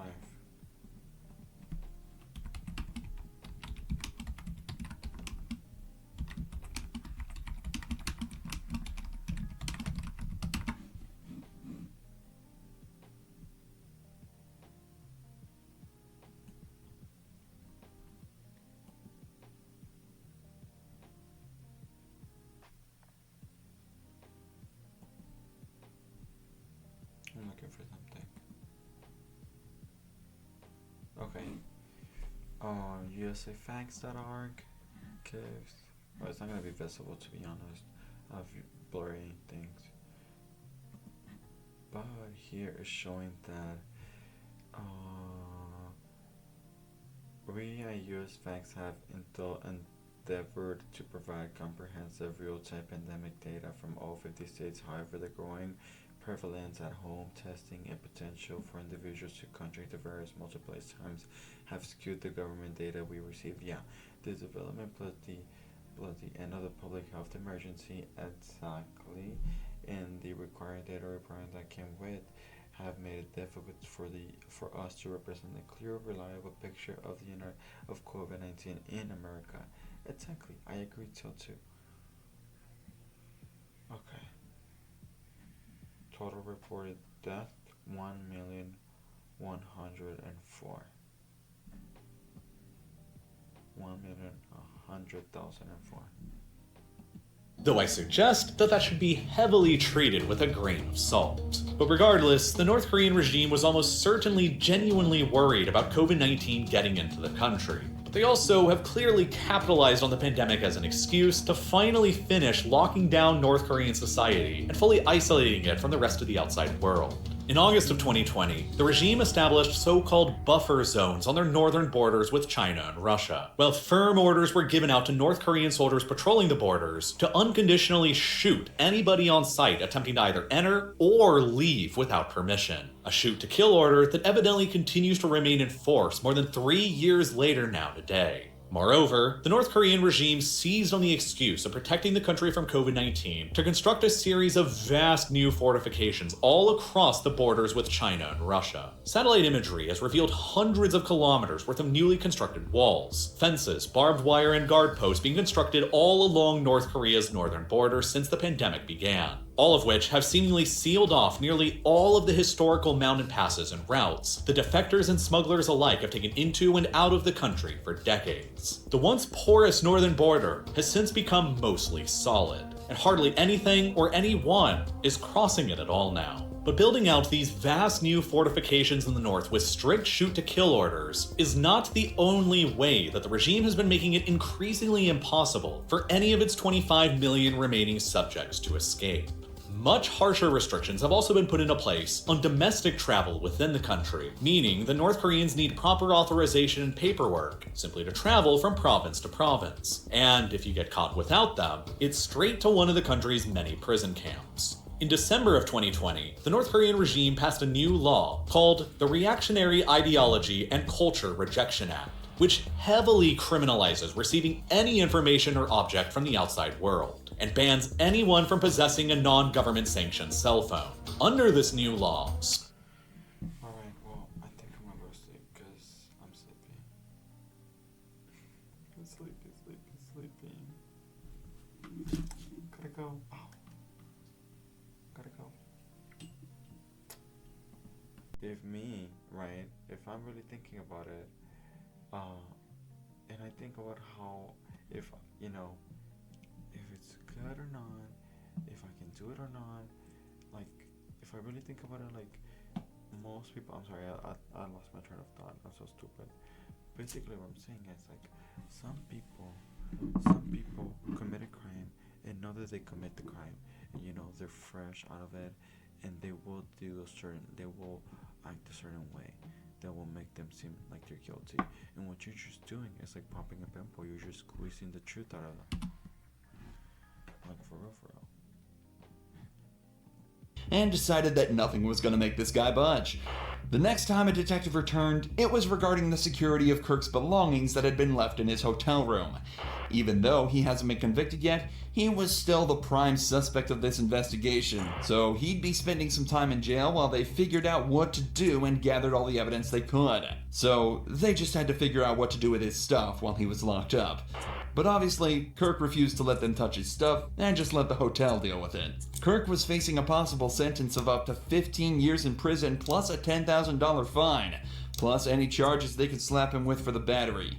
That's only if they could gather enough evidence though. Evidence they absolutely were not getting from Kirk, or the blocked security footage that was the only evidence the crime even took place.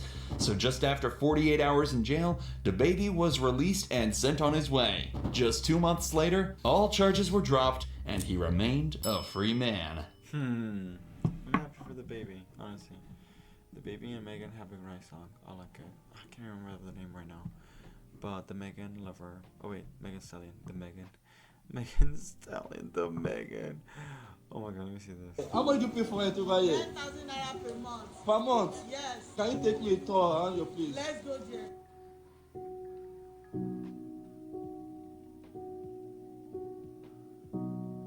Good morning. Good morning. Where do you cook? This is my kitchen, yeah. Wait, right here.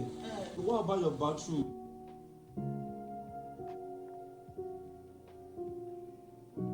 This is where you have your bed.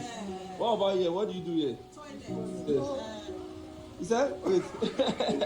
We use nylon, so we throw it. You use nylon, then you throw it over.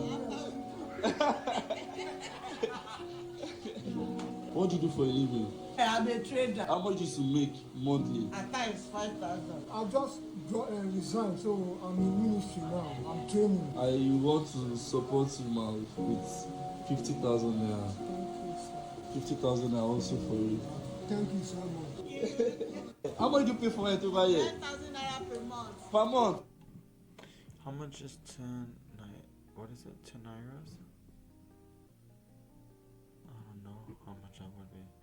Ooh. I'm turning myself into an old man and hanging out with my grandma for the day. She's not gonna see this coming.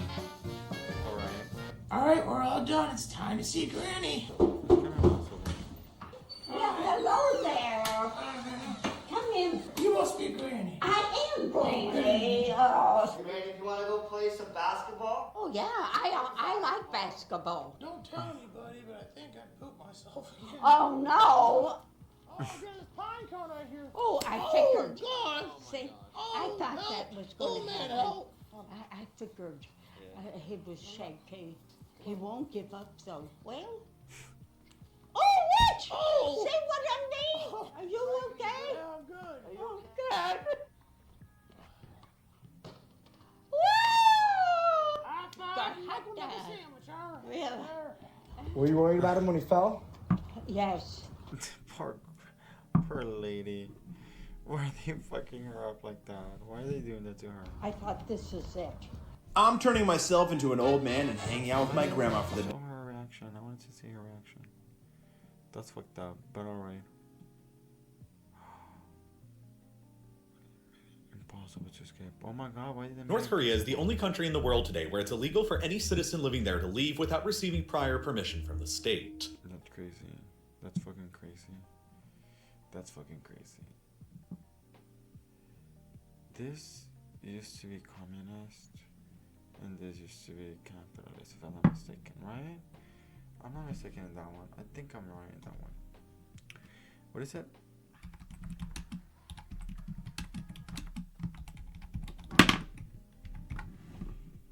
By 1949, North Korea was a full-fledged communist state. All parties and mass organizations joined the Democratic Front of the reunification of the fatherland, ostensibly a popular front, but in reality dominated by the communists.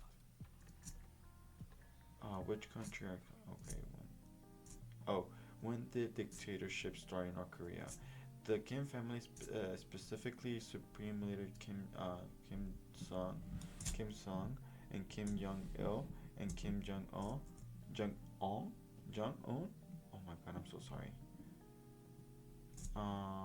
Has ruled North Korea since 1948. Current leader Kim Jong-un has consolidated his power, purging many top officials, and continuing to boost the country's nuclear capability. Oh my god, they're capable of having, yeah, obviously.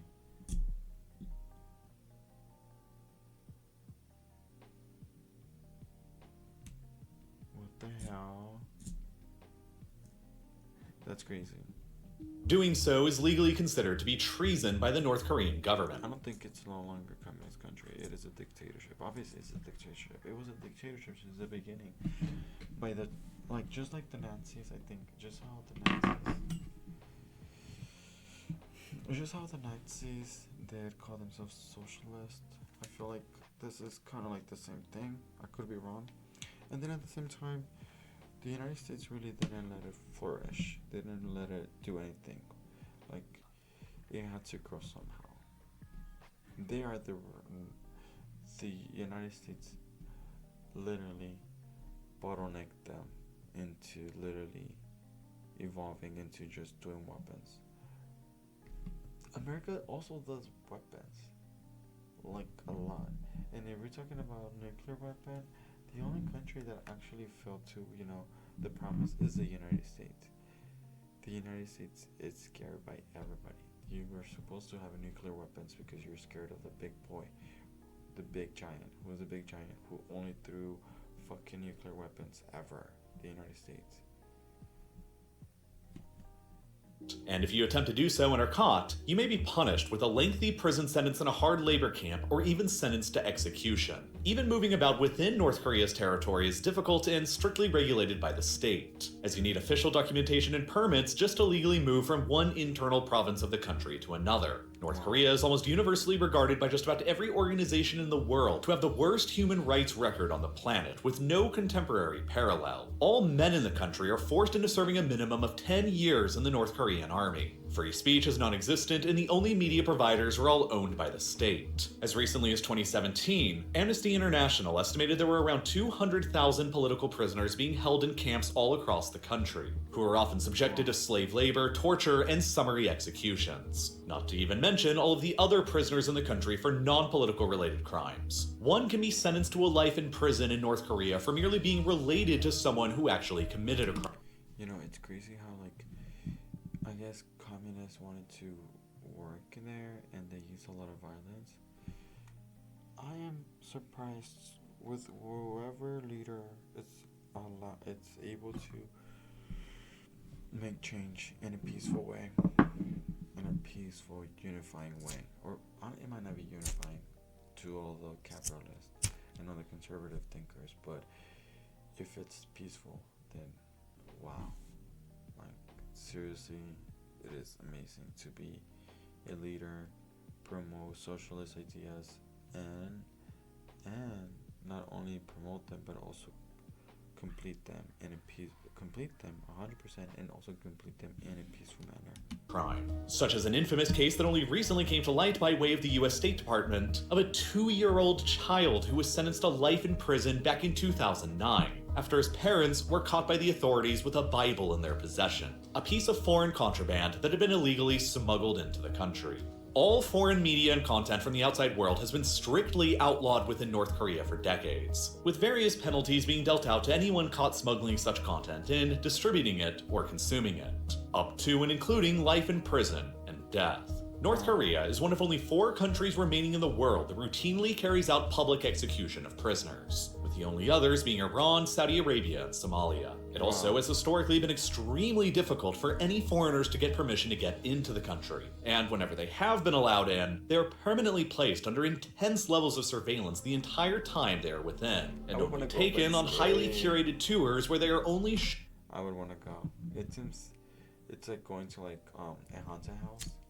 Like if like, you know, some, like, let's say some carnival came to your town and you went to the haunted house, like, you don't want to go out, but like, you know, you want to go.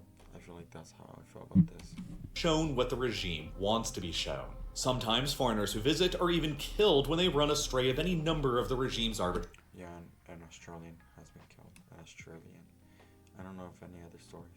arbitrary laws, like Otto Warmbier, an American man who was visiting American? I thought he was Australian. North Korea as a tourist back in 2016, who was arrested after allegedly attempting to steal a propaganda poster from the wall of his hotel, a crime for which he was later sentenced to 15 years of hard labor in a prison camp. He was returned to the United States a little over a year later in a vegetative state with little explanation, and died only days later. As a result of all of this, North Korea has long been regarded as the most isolated and secretive country that exists in the contemporary world. And America wasn't able to do anything about it. It was a play move. It was showing them, like, you try to control me, but you cannot control me. That's fucking crazy. Oh, Lord Jesus Christ. That's fucking crazy. The only way they can touch it is because they have a nuclear weapon. That is crazy.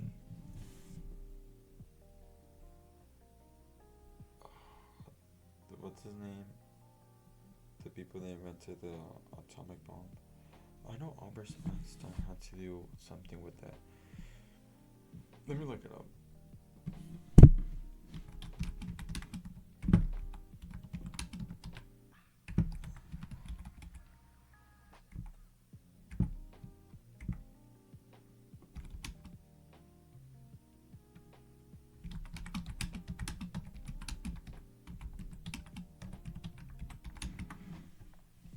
Einstein influenced the beginnings of the Manhattan Project in collaboration with Leon Slidin, oh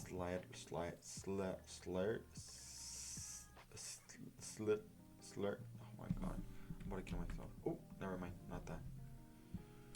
How do you fucking say this?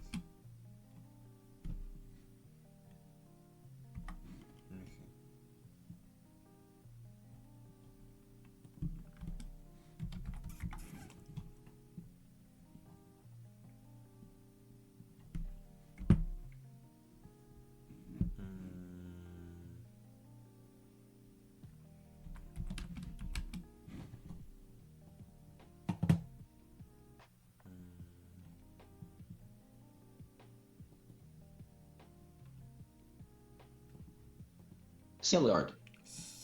Sillard. Sillard. Sillard. Sillard. Alright. In collaboration with Leon Sillard, Einstein wrote a letter to President Roosevelt. Oh my god, he's FDR, right? Yeah, that's FDR.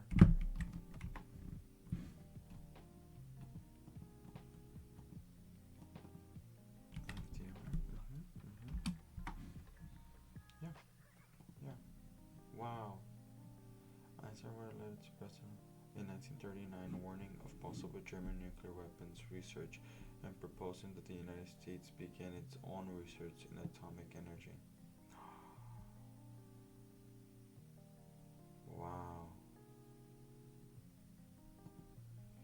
Although he never worked directly on the atomic bomb, Einstein is often incorrectly associated with this advent of nuclear weapon. His famous equation E equals mc squared explains the energy released in an atomic bomb, but does not explain how to build one exactly. Yeah, but he's like, yeah, you do it. You do that.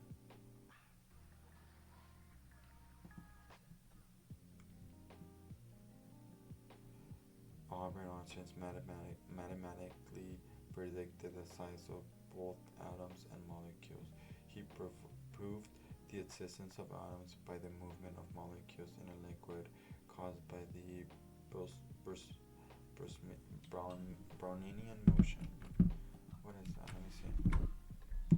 Brownian motion is the random motion of particles suspended in a fluid, in a liquid, or a gas resulting from their collisions with the fast-moving atoms or molecules in the gas or liquid. This transports phenomenon is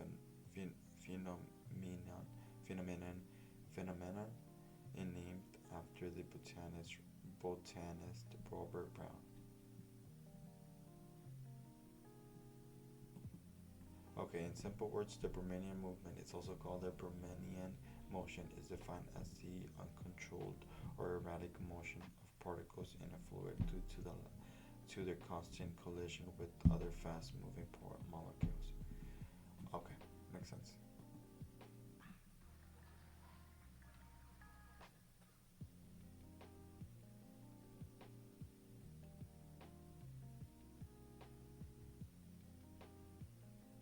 Okay, makes sense. Okay, so that's how he provided benefit his okay, he's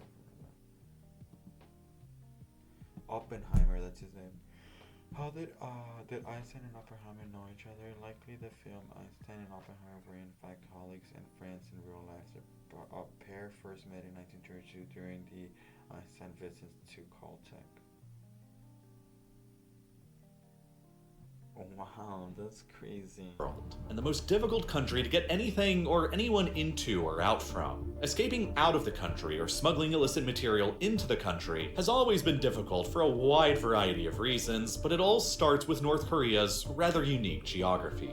For many decades, the Kim dynasty in the country have worked tirelessly to essentially transform North Korea into a de facto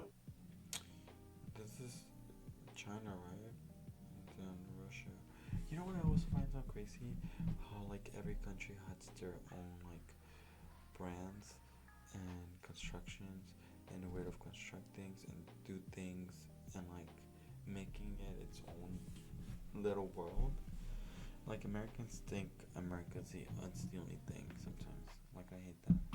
Island, completely separated and removed from the rest of the outside world. To their east and their west, this was already granted by geography in the form of the Sea of Japan and the Yellow Sea. Escaping out of the country across either of these seas is incredibly challenging, because boats are very hard to come by within the country, and the North Korean Navy maintains routine patrols all along the coasts, especially near to North Korea's southernmost territories next door to South Korea. South Korea itself, obviously, is the #1 location the North Korean defectors attempt their escapes to. Mostly because not only is South Korea a vastly wealthier and more developed country, but the South Korean government also officially considers that all of the native Koreans of the entire Korean... And people think, oh, because the capitalism, but like, you have restricted, the United States restricted so many countries from trading normally. Isn't Cuba one of them? But that was recently that they took that away.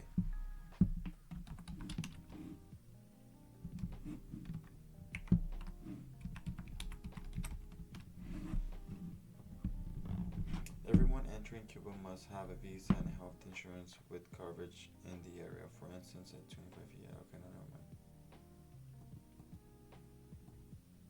What is it called?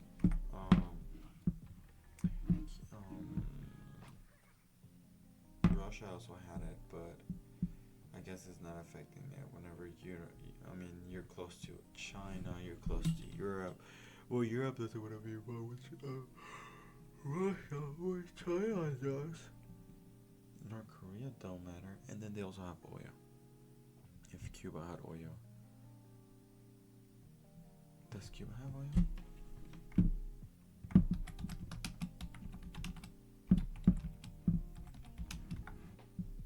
Cuba has 3 producing or offshore oil fields with 5 kilometers of its north. A 2004 partnership with Spanish oil company and Cuban State Oil Company, Cuban State Oil, Cuban State Oil, Cuban State Oil. Profits go to the people. Profits go to the people, and people decide what to do with that money. Alright. Offshore ultimately produces between 4.6 and 9.3 billion barrels of crude oil. Okay, never mind. Great for them. In 2021, Cuba imported 70.2 millions in crude petroleum, mainly from Colombia and Spain. Yeah, obviously, you only.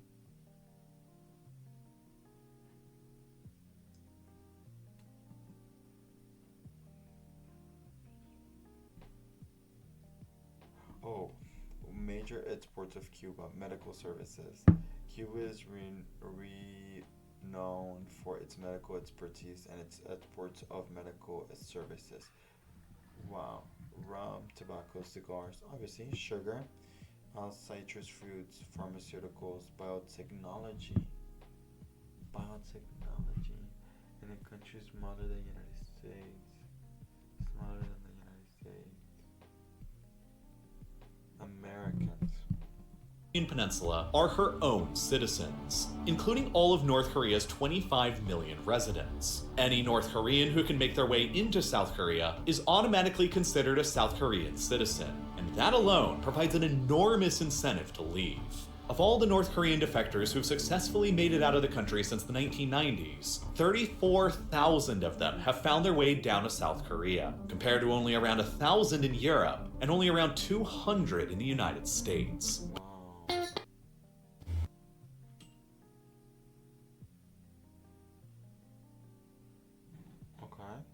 Sorry. Korea is automatically considered a South Korean citizen, and that successfully made it out of the country since the 1990s. 34,000 of them have found their way down to South Korea, compared to only around 1,000 in Europe and only around 200 in the United States. But getting to South Korea directly has almost always been impossible because of the existence of the Demilitarized Zone, or DMZ, that runs across the entire length of the southern border from coast to coast. Contrary to how its name appears, this is the most heavily militarized border anywhere in the world. So I guess you could just travel, boom, there, but there's a lot of ocean. But then I guess you could also travel here, boom, and then boom, boom, boom. You know what I mean? Like, it can just all go through here instead of going through here. And I bet that made it easier. But I mean, I could be wrong. Or you could also go through which hardly anything at all is ever allowed to pass. There are tens of thousands of troops on both sides who directly patrol the numerous lines of walls, fortifications, and barbed wire, in addition to around 2 million landmines. The North Korean Border Patrol has orders to shoot United Nations Command. I saw it, seriously? I fucking hate my cat so much. But I'll let him go to the restroom. Give me a second.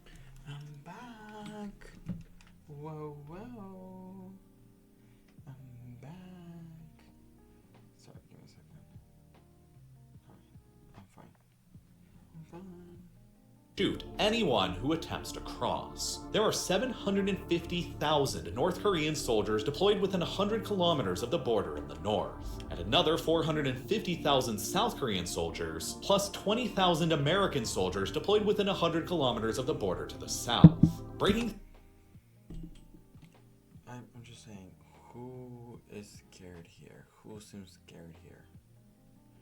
Who's always everywhere? Who is wasting so much American dollars? Through this extremely imposing obstacle to get directly into South Korea has always been very dangerous and risky, which is why very few have ever successfully managed to do it. Historically, the comparatively easier but still extremely difficult path to escape out of North Korea was by attempting a run across the northern border into either China or Russia. At the same time, this was also historically the easiest border to smuggle illicit contraband into North Korea from as well. You see, North Korea maintains an official military alliance with China, and while relations have often still been strained between the two, they are nothing like the outright hostility seen on North Korea's southern border. As a result, there is little need for North Korea to keep hundreds of thousands of soldiers deployed here, because the risk of an invasion coming from China is fairly minimal. Simultaneously, North Korea's border with Russia is very tiny, at only about 17 kilometers. And North Korea's relations with Russia are also similarly warm, so there's never really been a big need to park. Give me a second.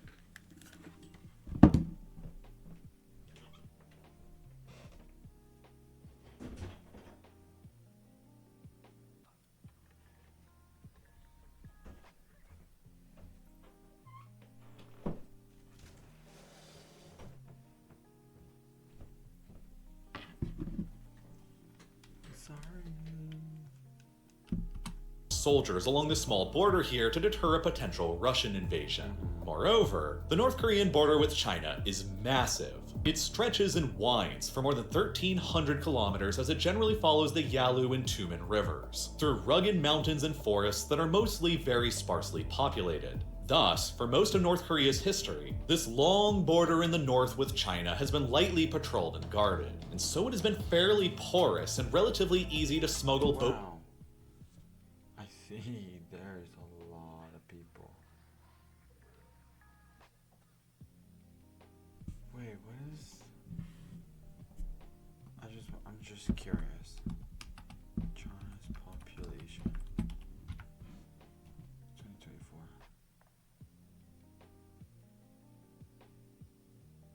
Wow. 1 billion. No,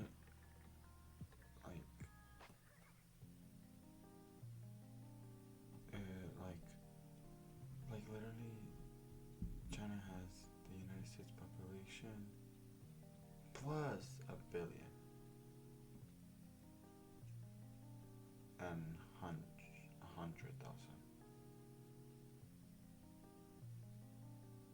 That is just insane.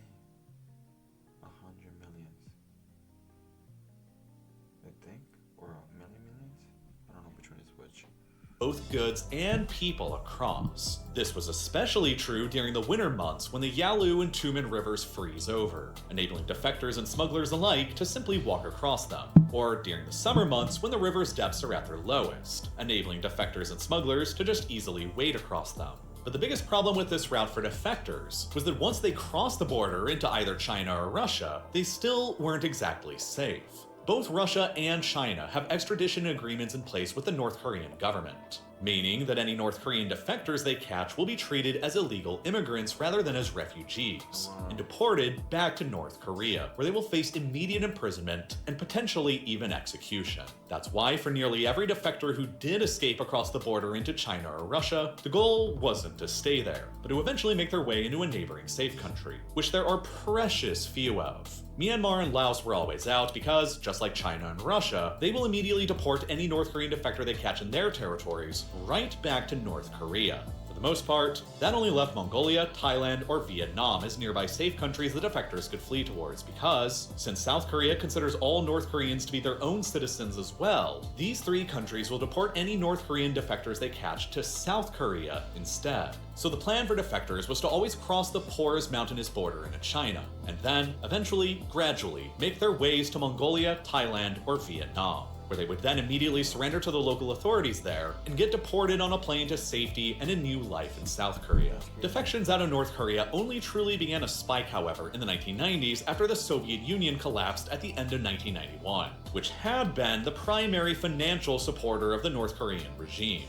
Then, with its primary financial benefactor and supporter gone, and heavy financial sanctions placed upon it by the United States, Japan, and South Korea, North Korea suddenly found its economy and agriculture unsustainable. With very little money and hardly any ability to import farming equipment or fertilizer, with food imports from the Soviet Union gone, with exacerbating droughts and floods, and with a base of less than 20% of their land even being considered arable in the first place, North Korea couldn't acquire enough food to sustain its entire population, and the worst famine in the country's entire history followed. Because of the North Korean government's incredible levels of secrecy, nobody really knows exactly how bad the famine during the 1990s was, but estimates range from about 300,000 deaths on the lower end to as many as 3.5 million on the higher end, across only 4 years between 1994 and 1998.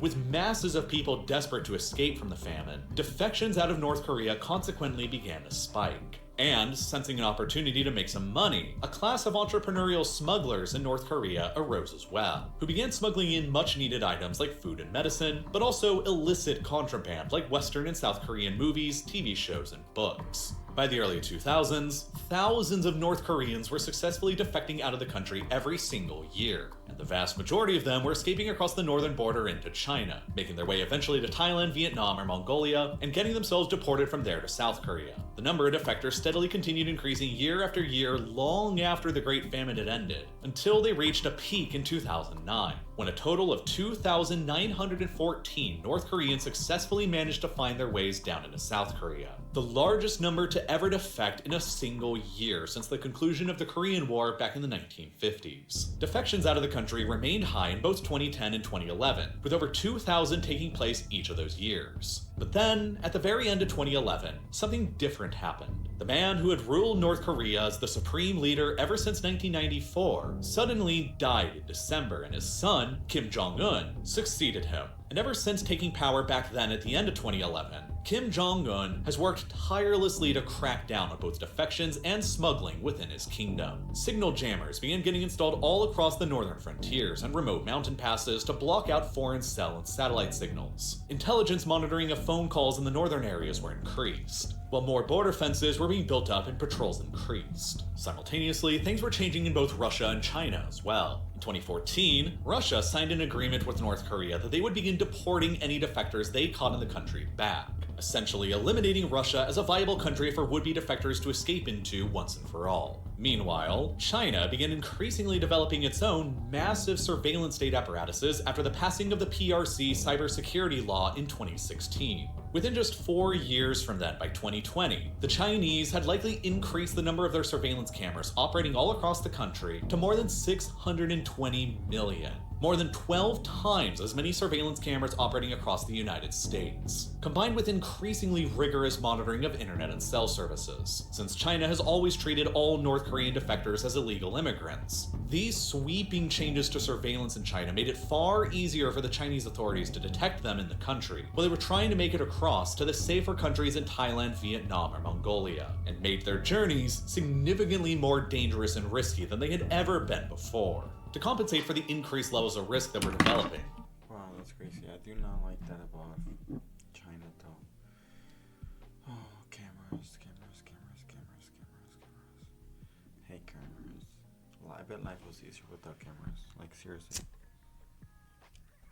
Brokers and human traffickers within China who often helped North Korean defectors escape began charging more and more money to do so. Back in 2007, the average price that a broker in China would charge to help a North Korean defector escape to Thailand or Vietnam was around $2,000. A lot of money for the average North Korean, but still theoretically doable. But by 2012, shortly after Kim Jong-un took power, the price had doubled to around $4,000. By 2015, the price the brokers were charging had doubled again to about $8,000.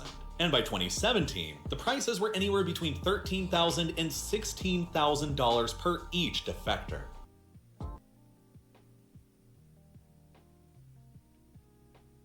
Okay. Oh my god, I hate that I fucking just wait like that.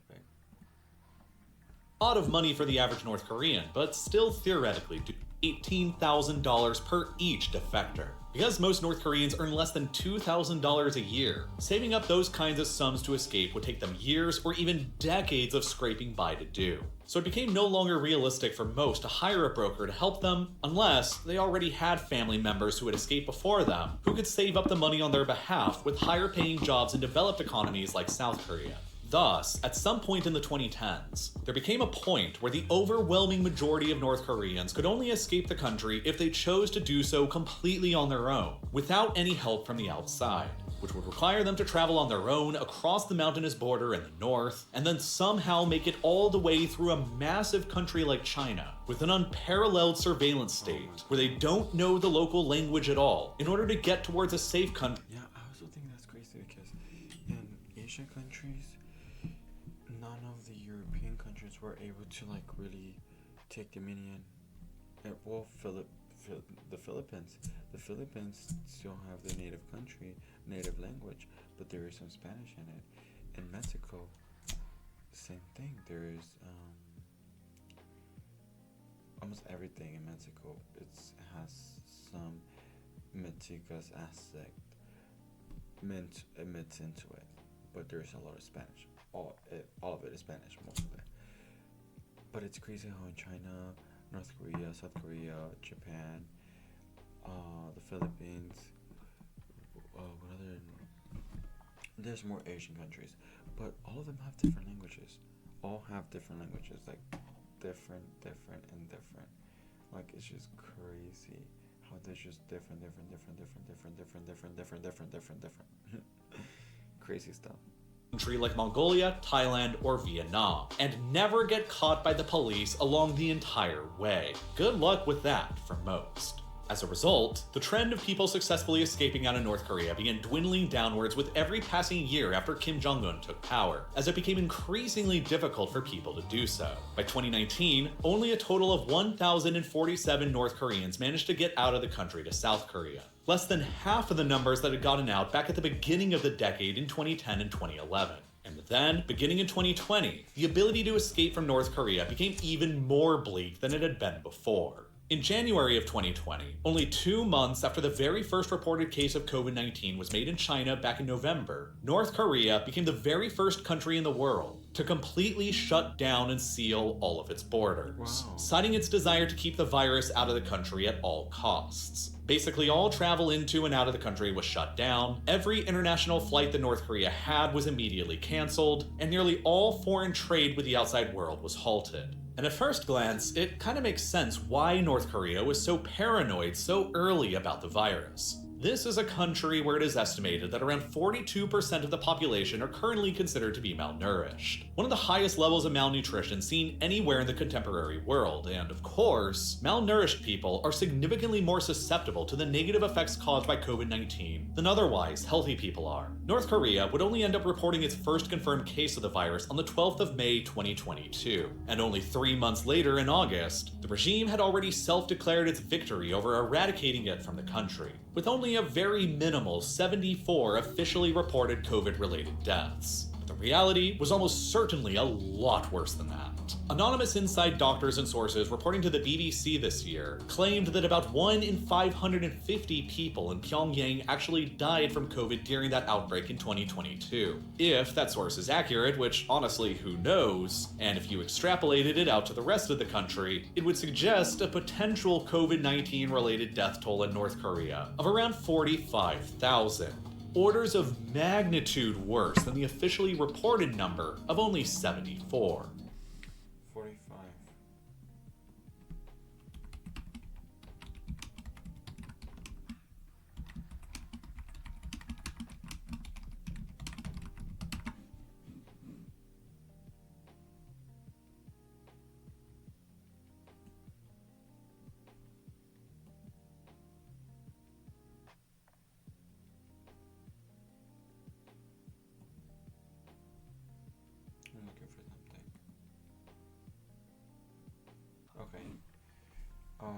USAFacts.org gives. Well, it's not gonna be visible to be honest. Of blurry things. But here is showing that we at US Facts have endeavored to provide comprehensive real-time pandemic data from all 50 states. However, the growing prevalence at home testing and potential for individuals to contract the virus multiple times have skewed the government data we receive. Yeah, this development plus the end of the public health emergency exactly, and the required data requirement that came with have made it difficult for us to represent a clear, reliable picture of of COVID-19 in America. Exactly, I agree too. Okay. Total reported death 1,104. 1,100,004. Though I suggest that should be heavily treated with a grain of salt. But regardless, the North Korean regime was almost certainly genuinely worried about COVID-19 getting into the country. But they also have clearly capitalized on the pandemic as an excuse to finally finish locking down North Korean society and fully isolating it from the rest of the outside world. In August of 2020, the regime established so-called buffer zones on their northern borders with China and Russia, while firm orders were given out to North Korean soldiers patrolling the borders to unconditionally shoot anybody on sight attempting to either enter or leave without permission. A shoot-to-kill order that evidently continues to remain in force more than 3 years later now today. Moreover, the North Korean regime seized on the excuse of protecting the country from COVID-19 to construct a series of vast new fortifications all across the borders with China and Russia. Satellite imagery has revealed hundreds of kilometers worth of newly constructed walls, fences, barbed wire, and guard posts being constructed all along North Korea's northern border since the pandemic began, all of which have seemingly sealed off nearly all of the historical mountain passes and routes the defectors and smugglers alike have taken into and out of the country for decades. The once porous northern border has since become mostly solid, and hardly anything or anyone is crossing it at all now. But building out these vast new fortifications in the north with strict shoot-to-kill orders is not the only way that the regime has been making it increasingly impossible for any of its 25 million remaining subjects to escape.